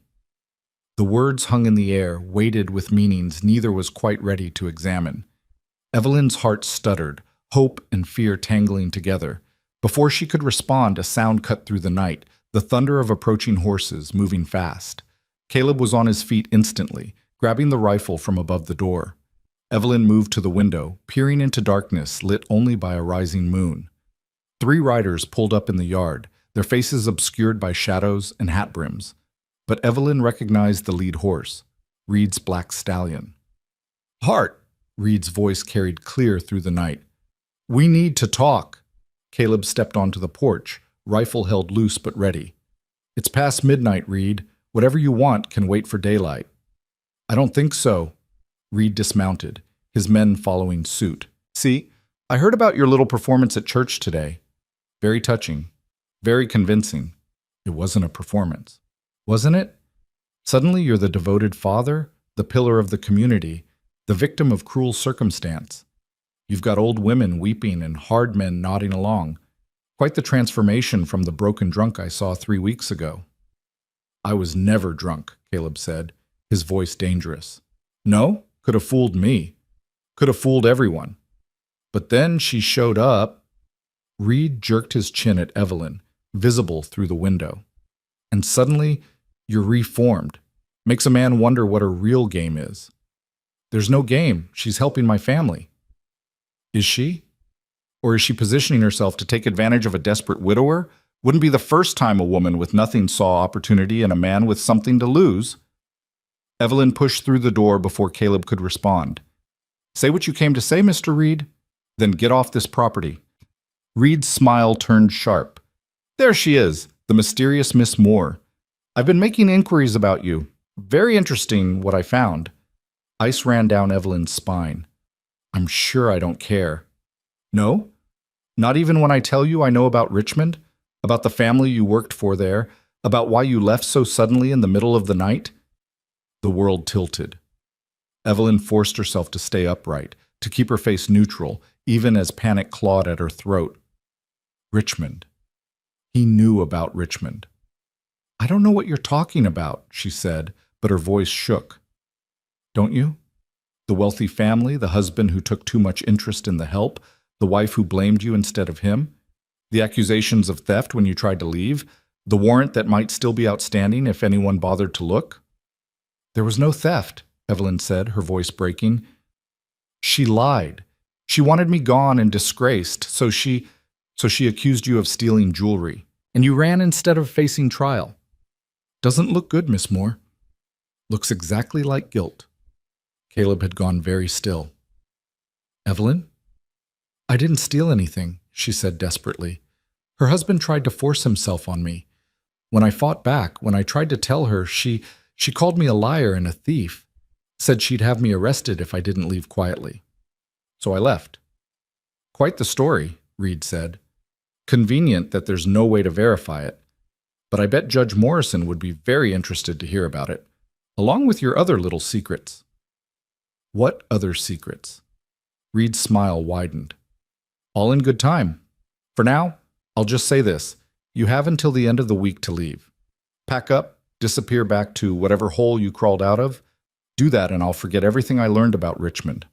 And if I don't, then I make sure that warrant finds you, and I make sure everyone knows that Caleb Hart's been harboring a fugitive thief, that he's put his children in danger by allowing a criminal into his home. Judge Morrison will have those children in protective custody before the ink dries." "You bastard," Caleb breathed. "I'm a businessman protecting my interests. Miss Moore leaves, you lose your stability, you default on the loan, and I get the property I should have had months ago. Everyone wins except you." Reed mounted his horse smoothly. "End of the week, Miss Moore. That's generous, considering." They rode off, leaving dust and devastation in their wake. Evelyn stood frozen, her carefully constructed new life crumbling around her. She'd thought she'd left Richmond behind, thought she'd buried that shame deep enough that it couldn't follow. But of course it had. Shame always followed. "Evelyn," Caleb's voice was careful, controlled. "Tell me the truth. All of it." She wanted to run. Every instinct screamed at her to pack her pathetic bag and disappear before dawn, save herself the humiliation of being thrown out. But she'd promised these children honesty, and that meant facing this no matter how much it hurt. "I worked for the Ashford family in Richmond," she said, her voice dead. "The husband, Marcus Ashford, he started watching me, following me, making comments. I tried to avoid him, tried to stay out of his way, but..." She stopped, swallowed hard. "One night he cornered me in the pantry, he put his hands on me, started tearing at my dress. I fought him, scratched his face, broke a lamp over his head, ran. And his wife blamed you, Caleb said. Called me a seductress. Said I'd tempted him, then made up lies when he rejected me. Then she claimed her jewelry was missing, a diamond brooch, some earrings. Said I must have stolen them as revenge. I didn't..." Evelyn's voice cracked. "I never touched her jewelry, but she had me over a barrel. Either I left quietly and she'd forget the theft accusation, or she'd have me arrested and make sure I hanged for it." "So you ran?" "Yes, like a coward, like someone with no other choice," Caleb interrupted.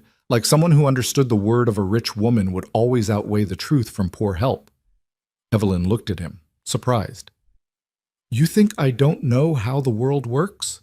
Caleb asked, something bitter in his voice. "You think I don't know that people like Reed and the Ashfords can destroy people like us just because they can? Then you understand why I have to leave. If I stay, he'll make good on his threats. You'll lose the children." "No." "Caleb, no," he said again, stronger now. "I've lost enough. I won't lose you too." The words hung between them, raw and honest and terrifying in their implications. "You don't understand what he can do," Evelyn said desperately. "I understand exactly what he can do, but I also understand that you didn't steal anything, didn't do anything wrong except survive. And I'm not going to let him weaponize that against us. How are you going to stop him? He's got money, power, connections. And we've got truth, we've got community, we've got..." Caleb stopped, something crystallizing in his expression. "We've got Eleanor." "What?" "Eleanor kept journals. Every day for 15 years she wrote everything down. Every conversation, every event, every suspicion, including..." His eyes went distant, remembering. "Including her suspicions about Reed, about the fire at the Johnson Ranch, the accident that killed Tom Wilson, the way people who crossed him always seemed to meet bad luck." Hope flared in Evelyn's chest. "You think she wrote something we can use?" "I think if anyone could see through Reed's mask, it was Eleanor, and I think she'd have documented everything."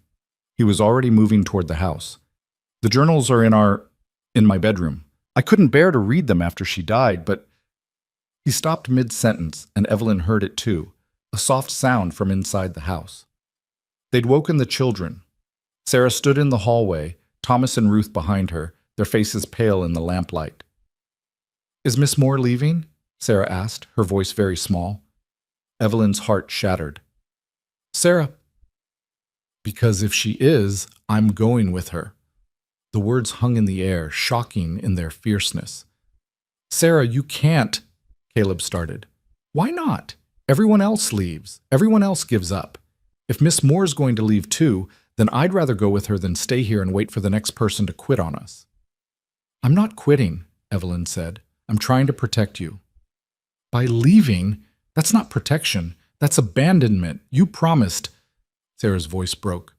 "You promised you'd tell us if you were going to leave. You promised." And there it was. The weight of promises made to children who'd been broken by broken promises before. Evelyn knelt down, bringing herself eye level with Sarah. "You're right. I did promise. And I'm not leaving. Not unless your father tells me I have to go." "I'm not telling you to go," Caleb said immediately. "I'm telling you to stay and fight. Even if it costs you everything?" "Even then." He looked at his children, then back at Evelyn. "Because they're right. You promised, and so did I. I promised I'd do better, be better, give them stability. Sending you away because some bastard's threatening us? That's not better. That's surrender." Thomas had pushed forward, and now he tugged on Evelyn's sleeve. When she looked at him, he held out Blue the rabbit. "For courage," he whispered. He helps me be brave. Evelyn took the worn stuffed animal with shaking hands, undone by the small boy's faith. Thank you, Thomas. Ruth climbed into her lap, and Sarah pressed close, and Caleb's hand landed on her shoulder, and suddenly Evelyn was surrounded by this broken, healing family who'd chosen her despite everything. All right, she said, her voice thick with tears. We fight, but we fight smart. If Eleanor's journals have evidence, then we use it, Caleb finished. We expose Reed for what he is before he can destroy us. It was a desperate plan built on hope and desperation. But looking at the children's faces, at Caleb's fierce determination, Evelyn thought maybe desperate hope was enough. At least for now. At least for tonight. Tomorrow would bring new battles. But they'd face them together. They spent what remained of the night in Eleanor's bedroom, a space Caleb hadn't entered since the day of her funeral. The door creaked open with reluctance, as if the room itself resisted being disturbed. Moonlight filtered through lace curtains Eleanor had sewn herself, illuminating furniture arranged exactly as she'd left it. Hairbrush on the vanity, slippers beside the bed, a shawl draped over the rocking chair where she'd nursed 3 babies and hummed lullabies that still echoed in the walls. Caleb stood frozen in the doorway, his breath coming shallow and quick. Sarah took his hand, and that small gesture seemed to break the spell. He crossed to the wardrobe with deliberate steps, pulling open the bottom drawer. Inside lay a stack of leather-bound journals, each one labeled with a year in Eleanor's precise script. 15 volumes spanning their marriage, their children's births, the building of this ranch, and this life. The last volume sat on top, dated 1877 to 1878. It ended in February, 3 weeks before her death. She wrote every night before bed, Caleb said quietly, lifting the journals with reverent care. No matter how tired she was, no matter what had happened that day, she said someday the children would want to know their history, and she wasn't going to trust memory to get it right. He carried the stack to the kitchen table, Sarah following with a lamp, Thomas and Ruth hovering in the doorway like nervous sparrows. Evelyn started coffee, knowing dawn would come before they finished reading. Caleb opened the most recent journal with shaking hands. Eleanor's handwriting filled the pages, neat, purposeful, alive. Evelyn watched his face as he read, saw grief and love and recognition wash over him in waves. Here, he said suddenly, his finger marking a passage dated September 1877. Listen to this. Jonah Reed stopped by today while Caleb was in the north pasture. Said he was just being neighborly, but his eyes calculated everything. The new fence, the breeding stock, the well that never runs dry. He offered to buy our water rights outright, said he'd pay fair price. I told him they weren't for sale. He smiled like I'd made a joke and said everything's for sale eventually, just a matter of finding the right price or the right pressure. There was something in the way he said pressure that made my skin crawl. She knew, Sarah breathed. She knew what he was. Caleb flipped forward, scanning entries. October. Reed attended church for the first time in months, positioned himself near Judge Morrison, speaking quietly throughout the service. Morrison nodded at whatever Reed was saying. After, the judge mentioned in passing that ranch failures were becoming common, that perhaps some people weren't suited to frontier life. The comment felt aimed, though I can't prove why. He was laying groundwork, Evelyn said, understanding crystallizing, getting the judge comfortable with the idea that some ranchers couldn't make it, that foreclosure was sometimes necessary. November, Caleb continued. The Johnsons' barn burned last night. They lost everything, tools, feed, 2 horses. Marshall says it was an accident. A lantern tipped over. But Sarah Johnson swears they'd extinguished all lamps before bed. She's terrified, keeps saying someone's trying to drive them out. Reed offered to buy their property this morning. How did he even know about the fire so fast? They haven't accepted yet, but they're considering. They have nothing left to rebuild with. A chill ran through the kitchen. Sarah had gone pale. December, Caleb read. Tom Wilson confronted Reed at the general store today, accused him of buying up debts and calling them in early to force sales, said Reed was trying to corner the valley's water. Reed just smiled and said business was business. 3 days later, Tom's horse threw him on the road home from town, broke his neck. The marshal called it tragic luck, but Tom was the best horseman in the county. His widow Mary says the saddle cinch was cut nearly through, like someone wanted it to fail at speed. Did anyone investigate? Evelyn asked. The marshal looked at it, declared it an accident, but the marshal's brother works for Reed. Caleb's hands had started shaking. Eleanor didn't write it outright, but the implication was that Reed had Tom killed, Sarah finished, her voice very small. They read in silence for a while, the journal entries painting a picture of systematic intimidation and acquisition. Reed didn't just want land, he wanted control. Every ranch he acquired gave him more water rights, more political influence, more power to shape the valley's future. The Hart's Ranch, with its superior well and strategic location, was the keystone. Control their water, and Reed would effectively control everyone downstream. January 1878, Caleb said. I'm frightened, not for myself, for Caleb and the children.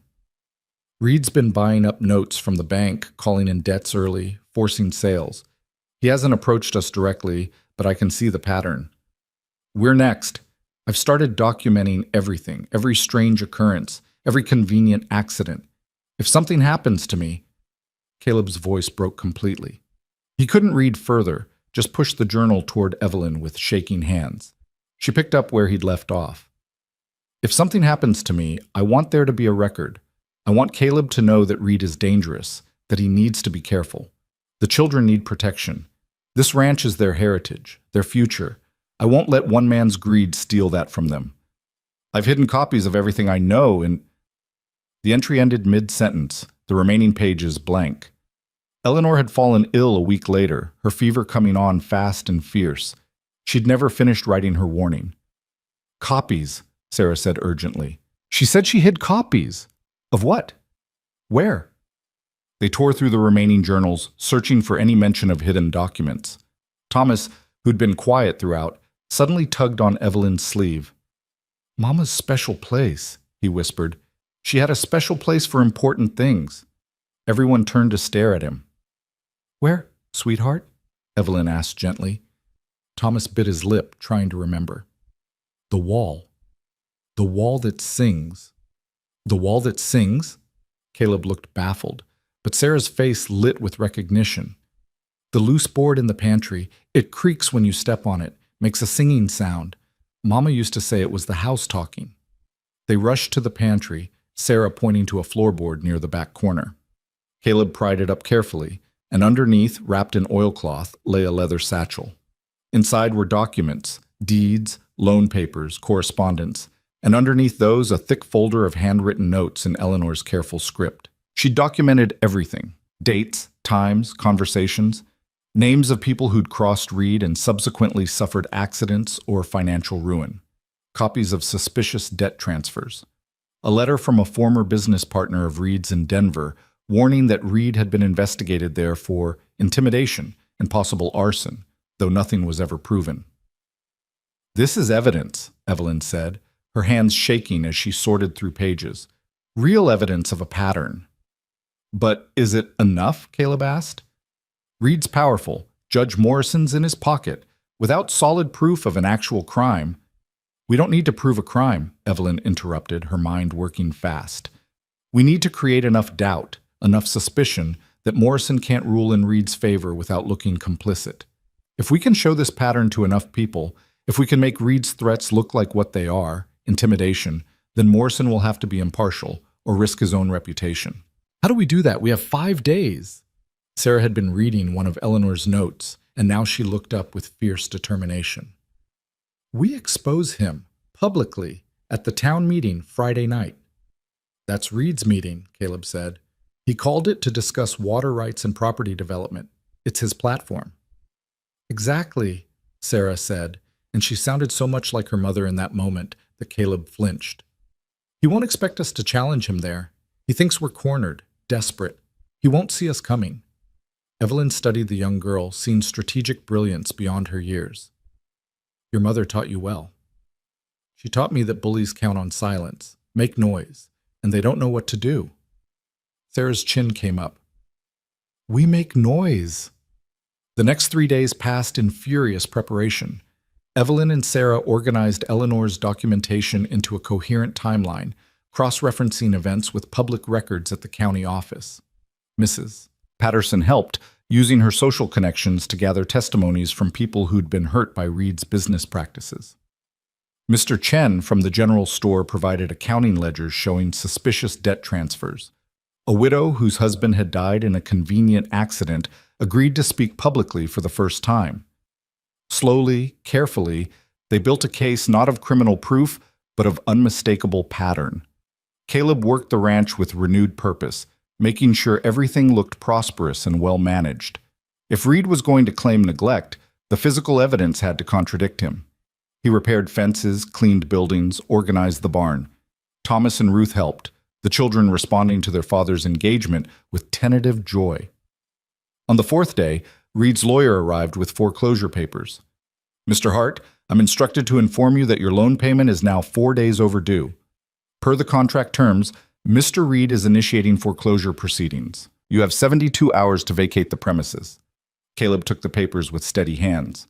"We'll see about that." The lawyer's eyebrows rose. "I'm sorry?" "I said we'll see about that. The loan payment isn't due until end of business Friday. It's only Thursday morning. You're early."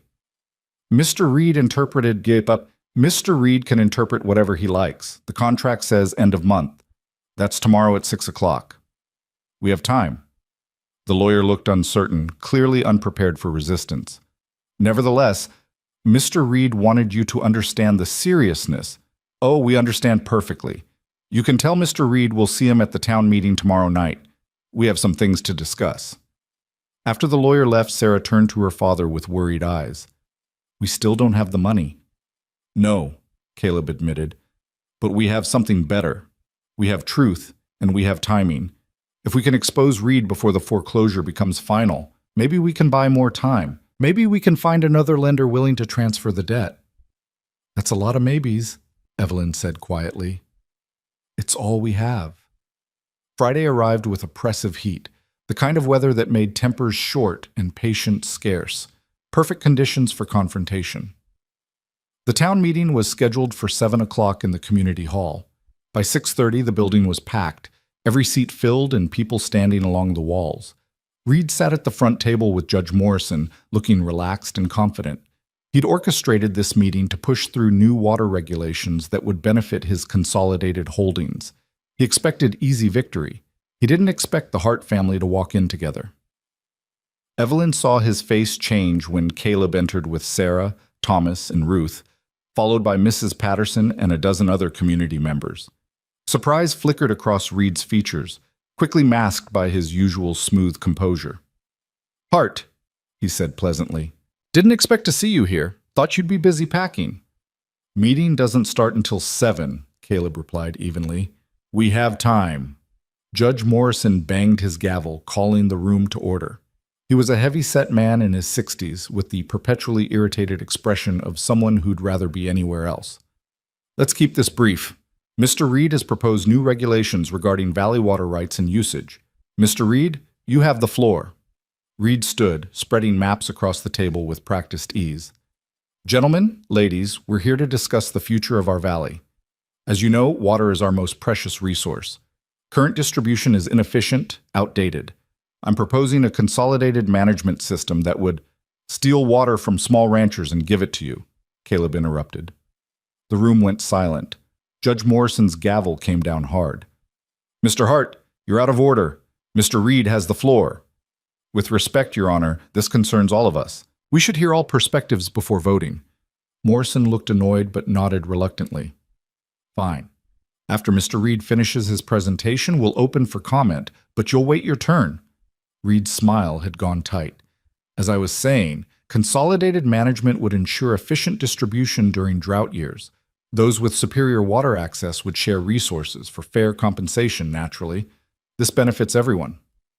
"Everyone except the people you're stealing from," someone called from the back. Reed's composure cracked slightly. "I'm not stealing anything. I'm proposing legal, regulated resource sharing." "Under your control," Caleb said.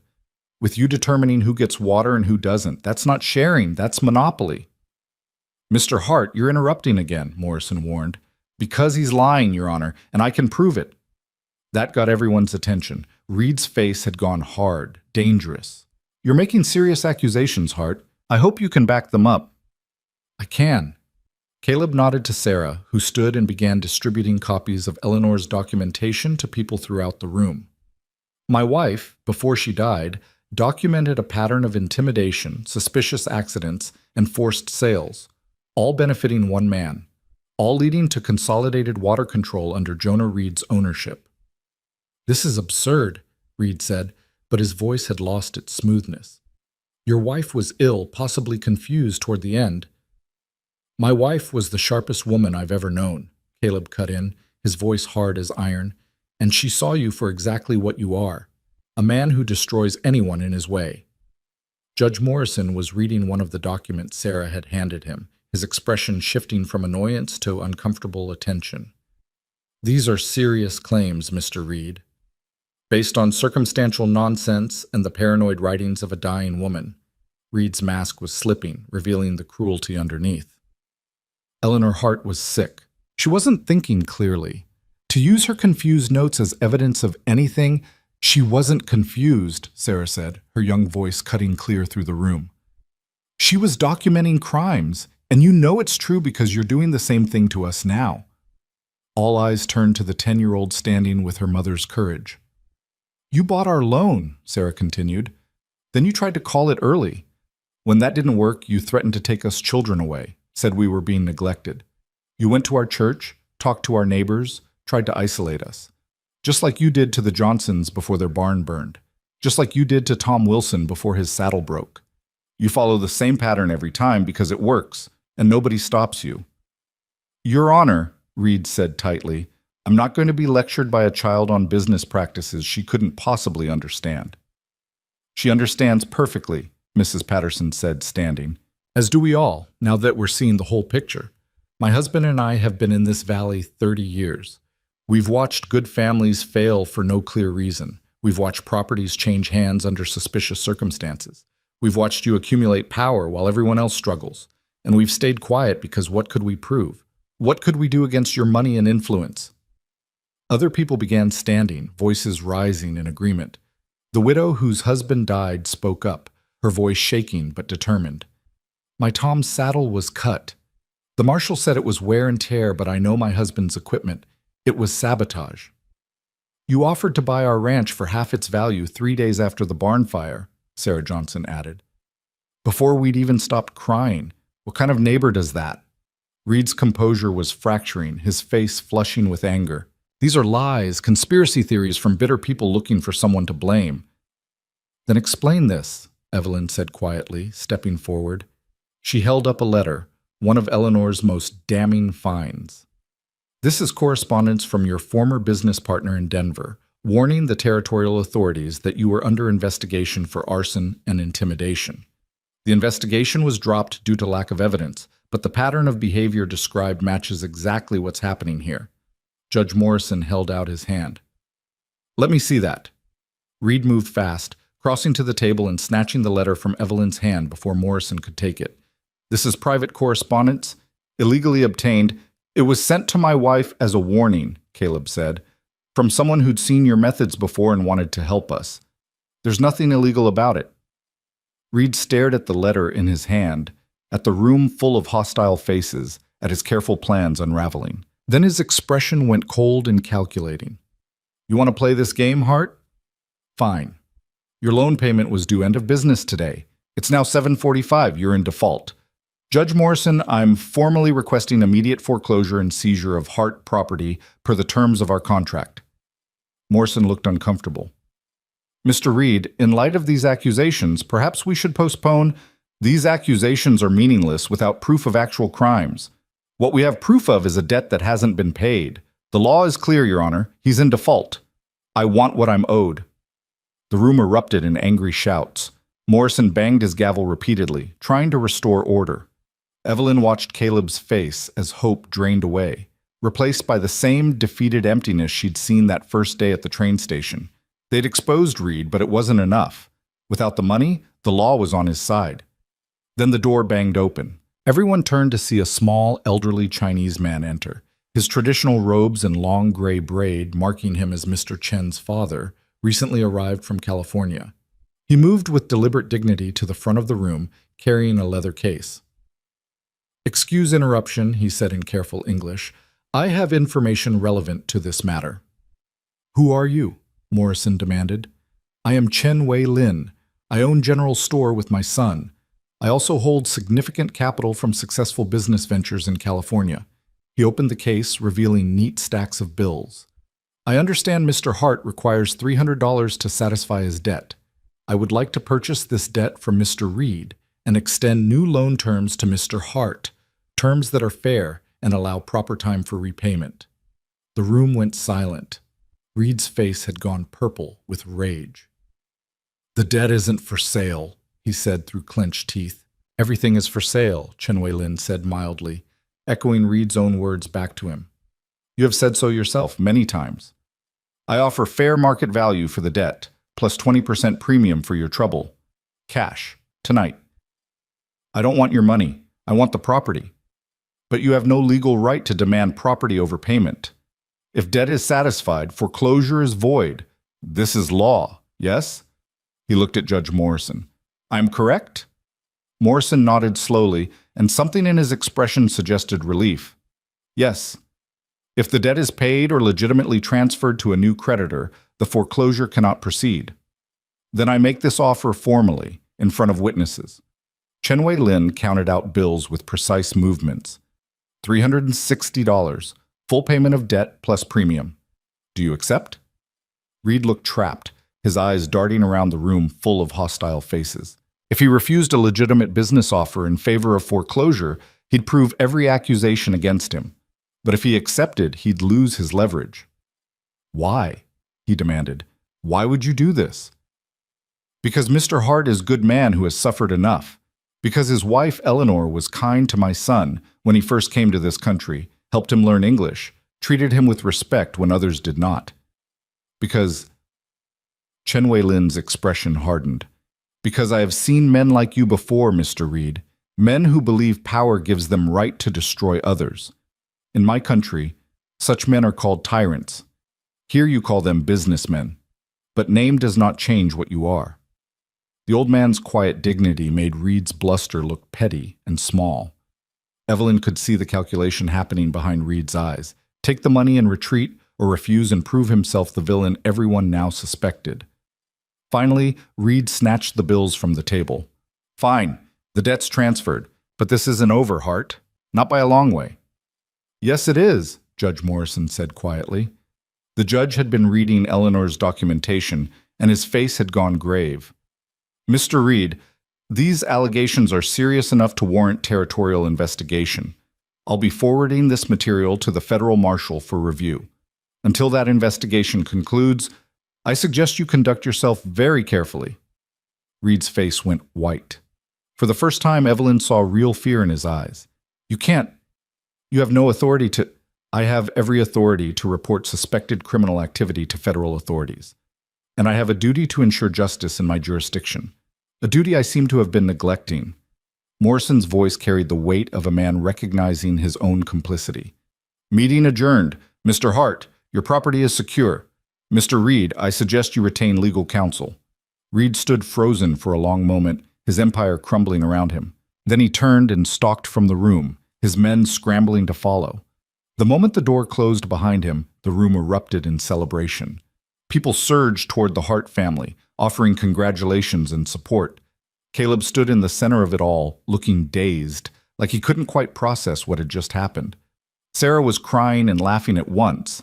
Thomas was actually smiling, and Ruth had attached herself to Evelyn's leg with fierce determination. Chen Wei-lin approached Caleb with quiet dignity. "We will discuss loan terms tomorrow. For tonight, celebrate with your family." "I don't know how to thank you," Caleb said, his voice breaking. "You saved us. You saved everything." "Your wife saved you," the old man corrected gently. "Her words, her courage, her careful documentation. I merely provided means to honor her protection. She was a remarkable woman. You are fortunate to have had her love." "I was. I am." Caleb's tears finally spilled over. And she'd be so angry that it took me this long to fight back. Perhaps. But she would be proud that you fought at all. Chen Wei-lin smiled. Now go. Hold your children. Remember what you are fighting for. The walk home happened in a blur of exhausted celebration. The children chattered excitedly, still running on the adrenaline of victory. Mrs. Patterson and several others accompanied them part of the way, making plans to help rebuild what months of grief had broken. Finally, they reached the ranch, and it was just the five of them again: Caleb, the children, and Evelyn. The house waited with its lamps unlit, patient and familiar. We should celebrate, Sarah said. Mama would make cake for special occasions. I could make cake, Evelyn offered. No, Caleb said quietly. Not tonight. Tonight we just... His voice caught. Tonight we just be together. They gathered in the main room. The children sprawled on the floor, exhaustion finally catching up with excitement. Caleb settled into Eleanor's rocking chair and Evelyn found herself beside him, close enough that their shoulders touched. I never thought... Caleb started, then stopped. When you stepped off that train, I thought you were just another woman who'd quit within a week. I couldn't see... Couldn't see what? That you were exactly what we needed, what I needed. He turned to look at her, and his eyes held something that made Evelyn's breath catch. You stayed when it was hard. You fought when it was dangerous. You chose us when you could have chosen safety. I chose myself too, Evelyn said quietly. I chose the person I wanted to be instead of the person fear was making me. What person is that? Someone who matters. Someone who... She stopped, surprised by her own honesty. Someone who belongs somewhere. Caleb's hand found hers, his calloused fingers threading through hers with surprising gentleness. You belong here, if you want to. Not as help, not as someone we hired, but as... He struggled for words. As family, as someone who's chosen us as much as we've chosen you. The children had gone quiet, watching with barely concealed hope. I want that, Evelyn said, and felt the truth of it settle warm in her chest. I want to stay. I want to be family. Sarah launched herself at Evelyn with enough force to nearly knock her over. Thomas followed, then Ruth, and suddenly Evelyn was buried in children, their joy tangible and overwhelming. Caleb's arms came around all of them, holding his family, his whole, complete, chosen family, together. Later, after the children had finally fallen asleep in various states of collapse throughout the house, Caleb and Evelyn sat on the porch watching stars emerge in the darkening sky. What happens now? Evelyn asked.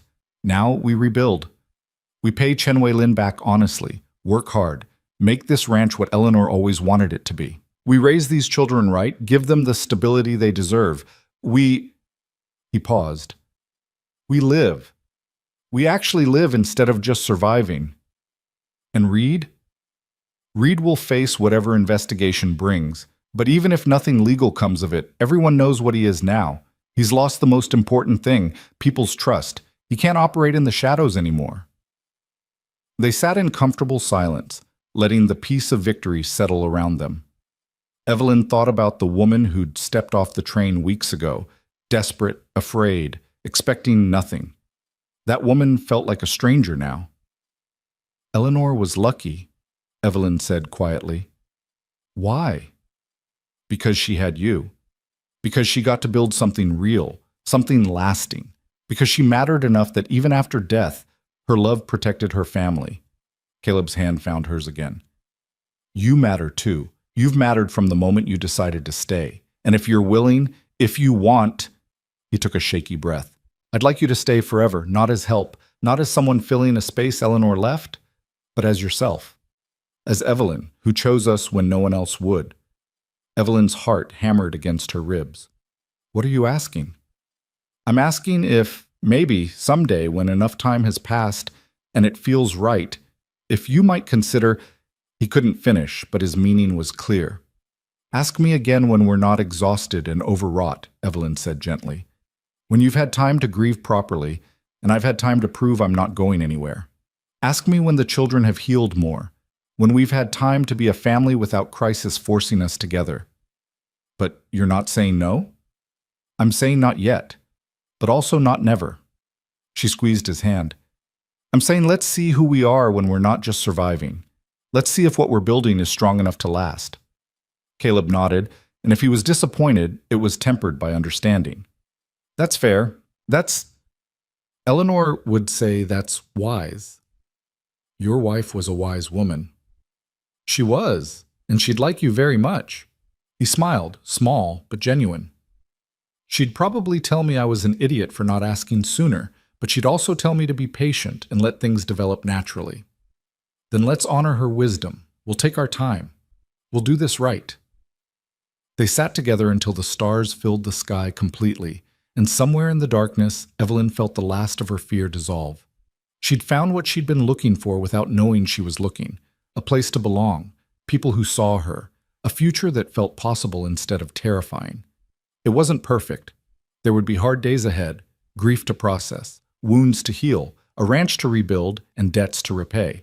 But they'd face it together, this strange assembled family bound by choice rather than blood. And somehow, that made it stronger than anything else could have been.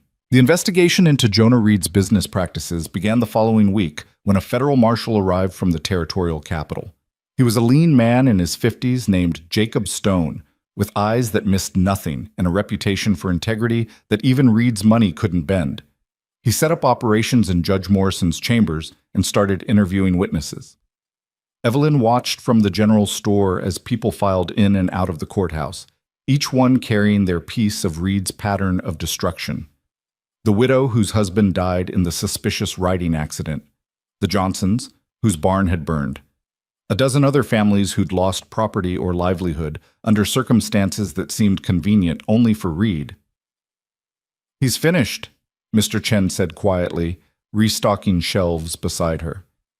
Even if the law cannot prove everything, the community knows, and a man without community trust has no power here. He still has money. Money without respect is just paper. You will see. Chen was right. Within days, Reed's empire began crumbling. Business partners quietly severed ties. The bank board requested his resignation.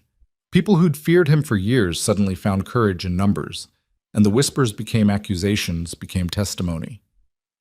But it was Eleanor's documentation that proved most damaging.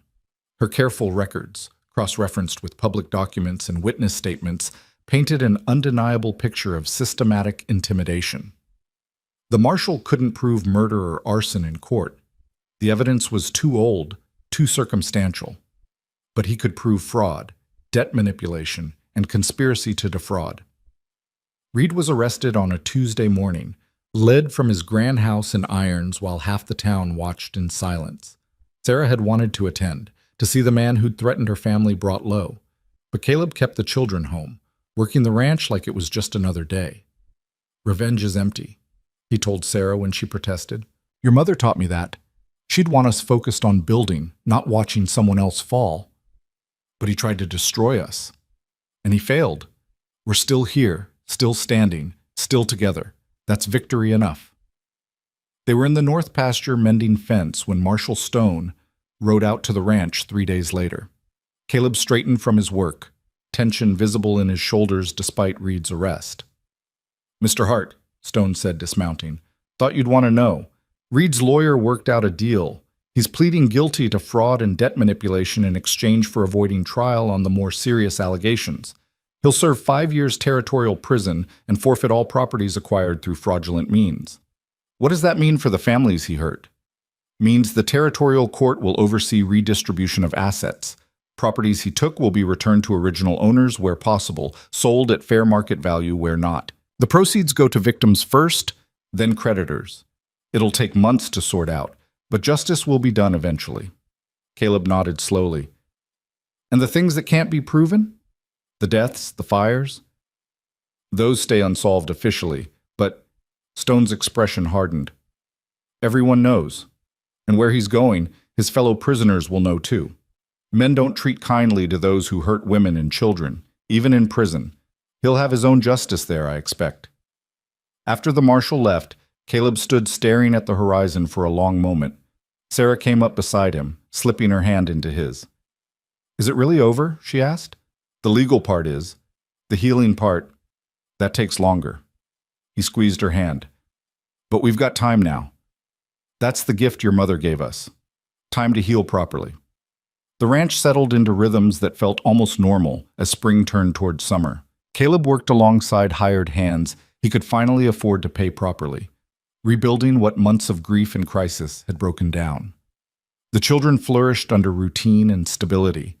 Thomas's vocabulary expanded daily, Ruth's nightmares became rare instead of constant, and Sarah slowly allowed herself to be 10 years old instead of a miniature adult. Evelyn found herself becoming indispensable in ways that had nothing to do with cooking and cleaning.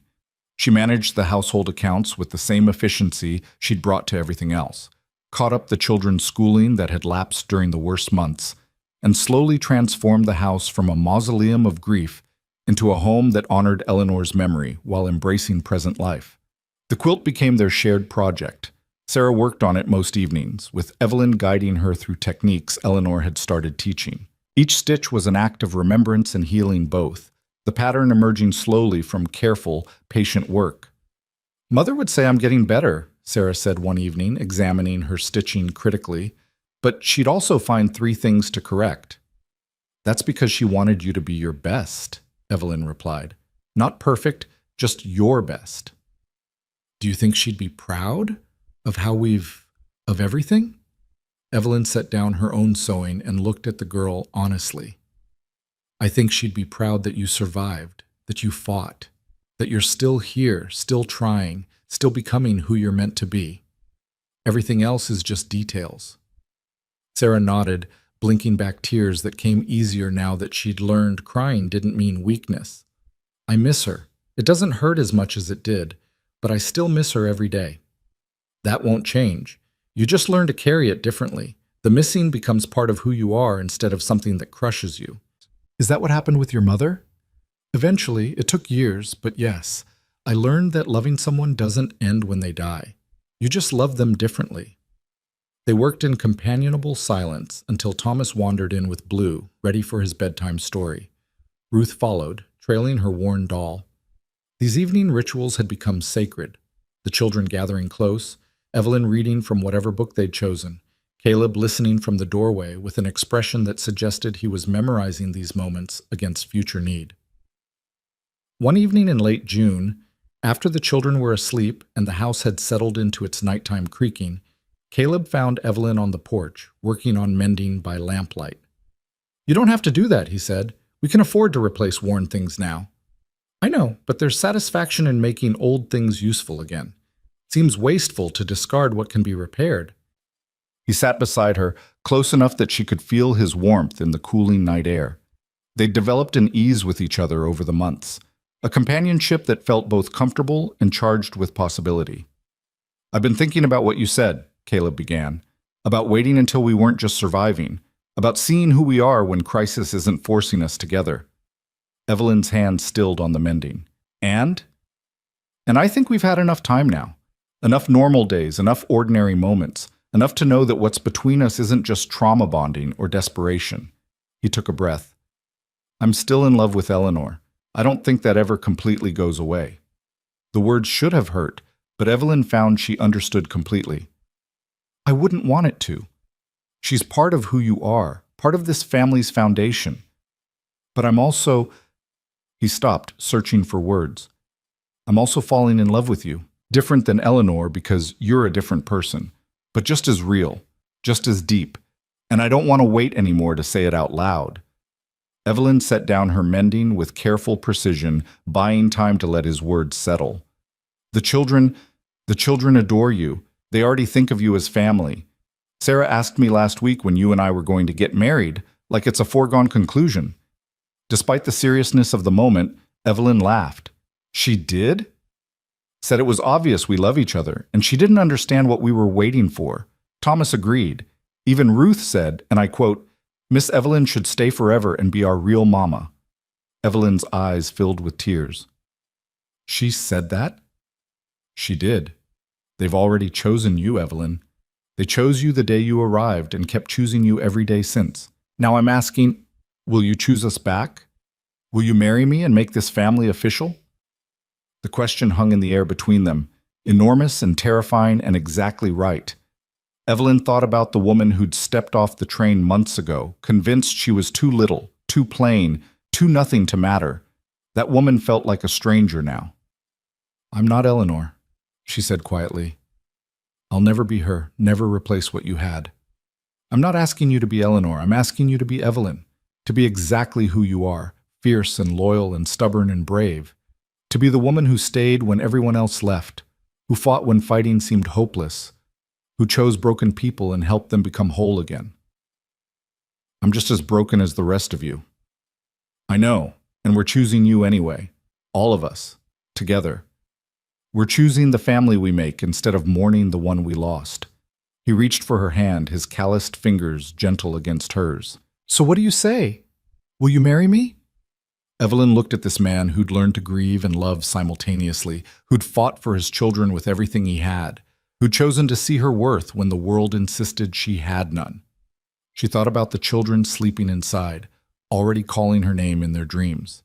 She thought about the life they were building together, imperfect and precious and real. "Yes," she said, and felt the rightness of it settle into her bones. "Yes, I'll marry you." Caleb's smile transformed his face, erasing years of grief in an instant. He pulled her close and kissed her with a tenderness that spoke of new beginnings rather than desperate endings. When they broke apart, both were crying and laughing at once. "The children are going to be insufferable," Evelyn said. "Sarah will say she knew all along. Thomas will want to help plan everything, and Ruth will probably insist on wearing her fanciest dress daily until the wedding. Let them be insufferable. They've earned it." Caleb kissed her forehead. "When should we do this? I don't want a long engagement. I've wasted enough time already." "Let's ask the children. It's their family too. They should have a say." They told the children the next morning at breakfast, though Sarah's smug expression suggested she'd been listening from the hallway the night before. Thomas whooped with joy. Ruth clapped her hands and demanded to know if she could call Evelyn Mama now. And Sarah just smiled with the satisfied air of someone whose plans had come together perfectly. "I knew you'd say yes," Sarah said. "I told Thomas you would." "Did you now?" Evelyn tried to sound stern, but her smile ruined the effect. "You love each other, it's obvious, and you love us, which means you're staying forever, which means you have to get married because that's what people who love each other do." Sarah's logic was bulletproof in its 10-year-old certainty. "When's the wedding?" Thomas asked. "Can it be soon? Can we invite everyone? Can we have cake?" "We can have cake," Caleb assured him, "but we should probably ask Evelyn about the rest." All eyes turned to her, hopeful and expectant. Evelyn looked at these children who'd chosen her as much as she'd chosen them, at the man who'd learned to love again despite grief, at the life they were building together from the ashes of tragedy. "August," she said, "late August, when the weather's good and we've had time to prepare properly. We'll invite the whole town, everyone who stood with us against Reed, everyone who's become family. We'll do it right, with respect for Eleanor's memory and hope for our future both." "Can we finish Mother's quilt by then?" Sarah asked. "Can I carry it at the wedding, like carrying her with us?" Evelyn's throat tightened. "That would be perfect, sweetheart. She'd love that." The next 2 months passed in a blur of preparation and normal life intertwined. The ranch thrived under Caleb's renewed attention. Crops came in strong. The breeding stock produced healthy calves. Chenway Lynn's loan was paid down steadily, with terms generous enough that they never felt crushed by debt. Mrs. Patterson took charge of wedding preparations with the enthusiasm of a woman who'd been waiting months for this announcement. She organized the church ladies, planned the reception, and somehow kept the whole thing from becoming overwhelming. "Your mother would have wanted this done properly," she told Evelyn during a fitting for her wedding dress, a simple but elegant creation that the church ladies had sewn together from fabric Eleanor had saved for special occasions. "She'd have wanted you to feel beautiful, to know you're valued and celebrated." "You didn't know my mother," Evelyn said softly. "No, but I knew Eleanor. And she wrote in her journals about wanting Caleb to find happiness again someday, about hoping her children would have a mother who loved them properly. You're the answer to prayers she said before dying. That makes you precious to us all." The dress fit perfectly, and when Evelyn saw herself in the mirror, she barely recognized the woman staring back. Not because she looked different, but because she looked like she belonged, like she mattered, like she was exactly enough. Sarah made progress on the quilt with determined focus, her stitches growing more confident as the pattern emerged. It was beautiful, a star pattern in blues and creams that Eleanor had designed specifically for her daughter. Each block represented a lesson Eleanor had wanted to teach, a memory she'd wanted to preserve. Sarah worked on it every evening, and slowly, the act of creation became its own form of healing. "I think she knew," Sarah said one night, holding up a nearly complete section. "I think Mother knew she might not have much time, and she wanted to leave us something we could finish together, something that would teach us we could create beautiful things even after she was gone."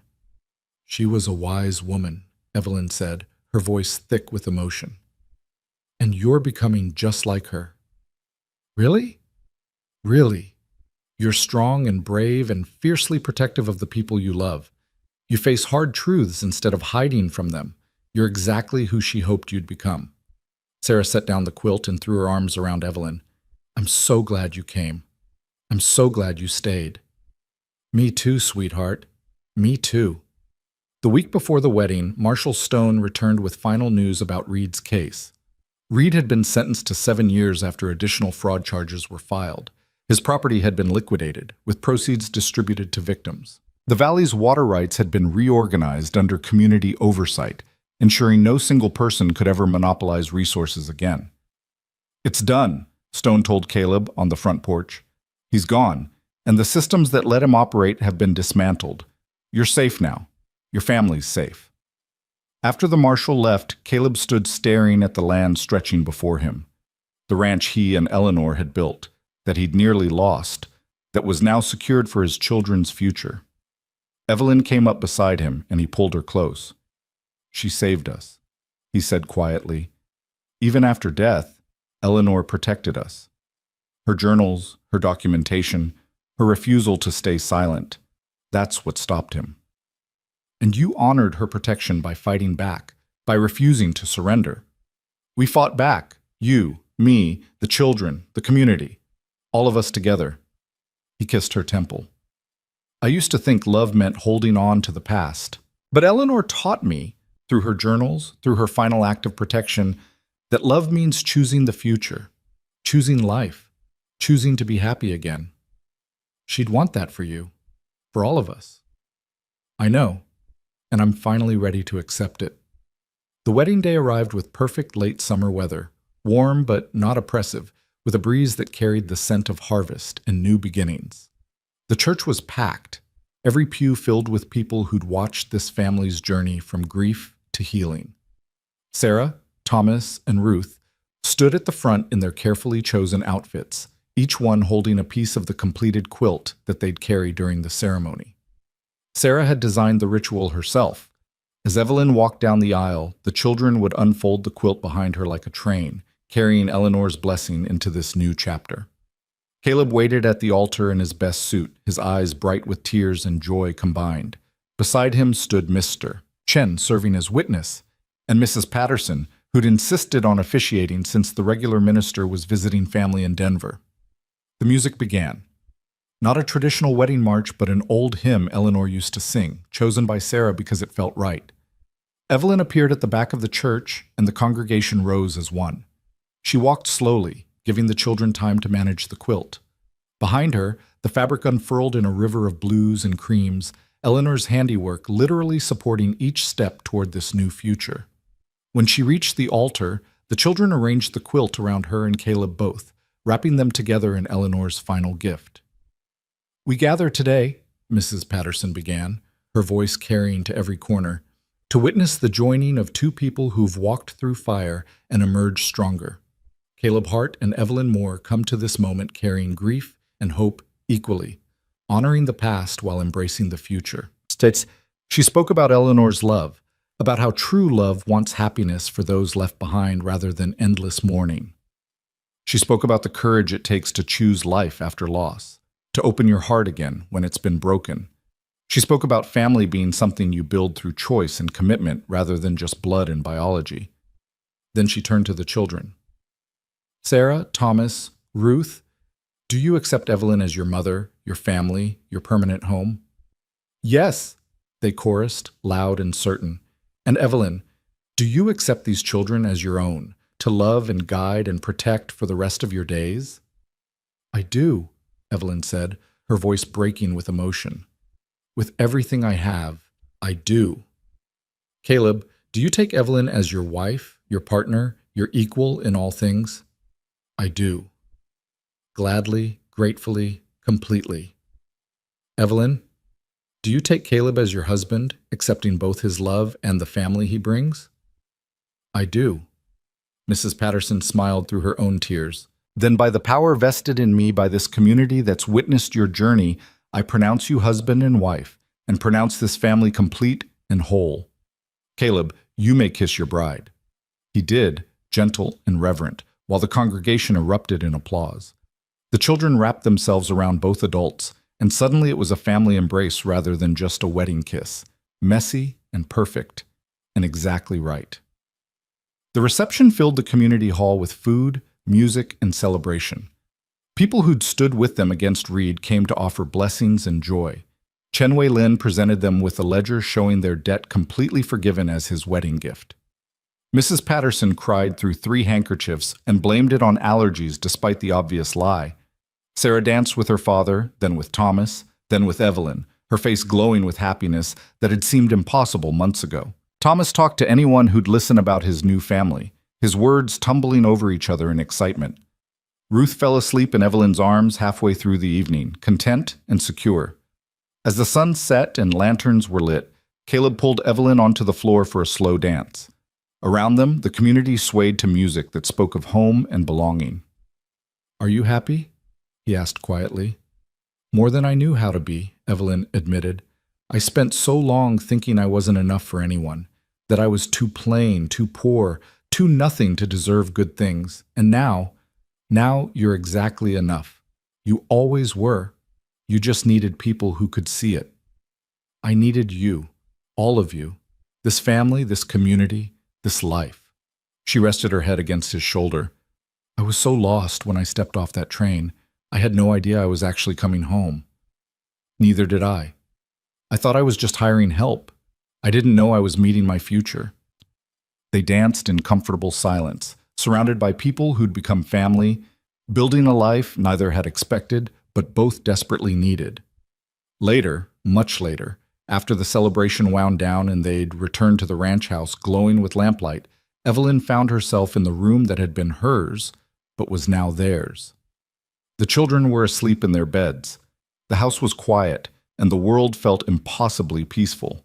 She stood at the window looking out at land that stretched toward distant mountains, thinking about the journey that had brought her here, the shame she'd carried from Richmond, the fear that had driven her west, the desperate hope that had made her stay when every instinct screamed to run. Caleb came up behind her, wrapping his arms around her waist. "What are you thinking?" "That 6 months ago, I was nobody. I was running from a past I couldn't escape, convinced I'd never matter to anyone. And now—" She turned in his arms to face him. "Now I'm someone's wife, someone's mother, someone's family. I matter." "You always mattered. The world just failed to notice." "Maybe. Or maybe I needed to find the place where my particular kind of broken fit, where my scars matched someone else's, and together we could build something whole." She thought about Eleanor, about the woman she'd never met but felt she knew intimately through journals and children's stories, and the love that still echoed in every corner of this house. Eleanor who'd documented evil so it could be fought, who'd planned for a future she wouldn't see, who'd loved so fiercely that it transcended death itself. "Thank you," Evelyn whispered, not to Caleb, but to the ghost that lived in these walls. "Thank you for protecting them. Thank you for your blessing. Thank you for loving them enough to want them happy, even if it meant someone else standing where you should be." No answer came, but Evelyn felt it anyway, a warmth, an acceptance, a passing of something precious from one woman's hands to another's. The burden of care, the joy of loving these particular people, the responsibility of carrying forward what Eleanor had started. She could do this. She was doing this. She was exactly the right person for this particular family, not because she was perfect, but because she'd chosen them when choosing was hard. because she'd stayed when staying was dangerous, because she loved them with the fierce protectiveness of someone who knew what it meant to have nothing and everything simultaneously. The future stretched before them, uncertain and full of possibility. There would be hard days ahead. Grief didn't disappear on a schedule. Children still needed raising. Ranches still required endless work. But they'd face it together, this family built from loss and choice and stubborn hope. And that, Evelyn thought as Caleb led her toward the bed they'd now share, was more than enough. More than she'd ever dared to dream when she'd stepped off that train in a dying town with nothing but desperation and a threadbare dress. She wasn't the woman nobody wanted anymore. She was the woman who stayed, the woman who fought, the woman who loved and was loved in return. She was exactly enough. And finally, beautifully, impossibly, she was home. The years that followed would bring their own challenges and joys. Ruth would grow from a frightened 3-year-old into a confident young woman with her mother Eleanor's compassion and Evelyn's fierce determination. Thomas would find his voice fully, becoming known throughout the valley for his kindness and his skill with horses. Sarah would finish not just Eleanor's quilt, but a dozen more, each one a masterpiece that carried forward her mother's legacy of creating beauty from ordinary materials. Caleb and Evelyn would have children of their own eventually, 2 sons who'd grow up knowing they had 2 mothers, one in memory and one in flesh, both essential to who they were. The ranch would prosper, becoming known for fair dealing and quality stock, a testament to what happened when people chose integrity over greed. The community would remember the summer Jonah Reed fell and the Hart family rose from ashes. They'd remember it as a lesson about the power of choosing to stand together, about refusing to let fear and intimidation win. But that was all still to come. For now, there was just this moment, a family sleeping peacefully under one roof, a woman who'd found her worth, a man who'd learned to love again, and children who understood that loss didn't have to be permanent, that healing was possible, that choosing each other was sometimes the bravest thing you could do. In the morning, they'd wake to ordinary ranch work and the endless demands of daily life. But tonight, they were simply complete, simply home, simply enough. And in the quiet darkness, if you listened carefully, you might hear the echo of Eleanor's laughter, joyful, approving, free. Her family was safe, her children were loved, her husband had found happiness again. Her last act of protection had worked. And that, after everything, was all any mother could ask.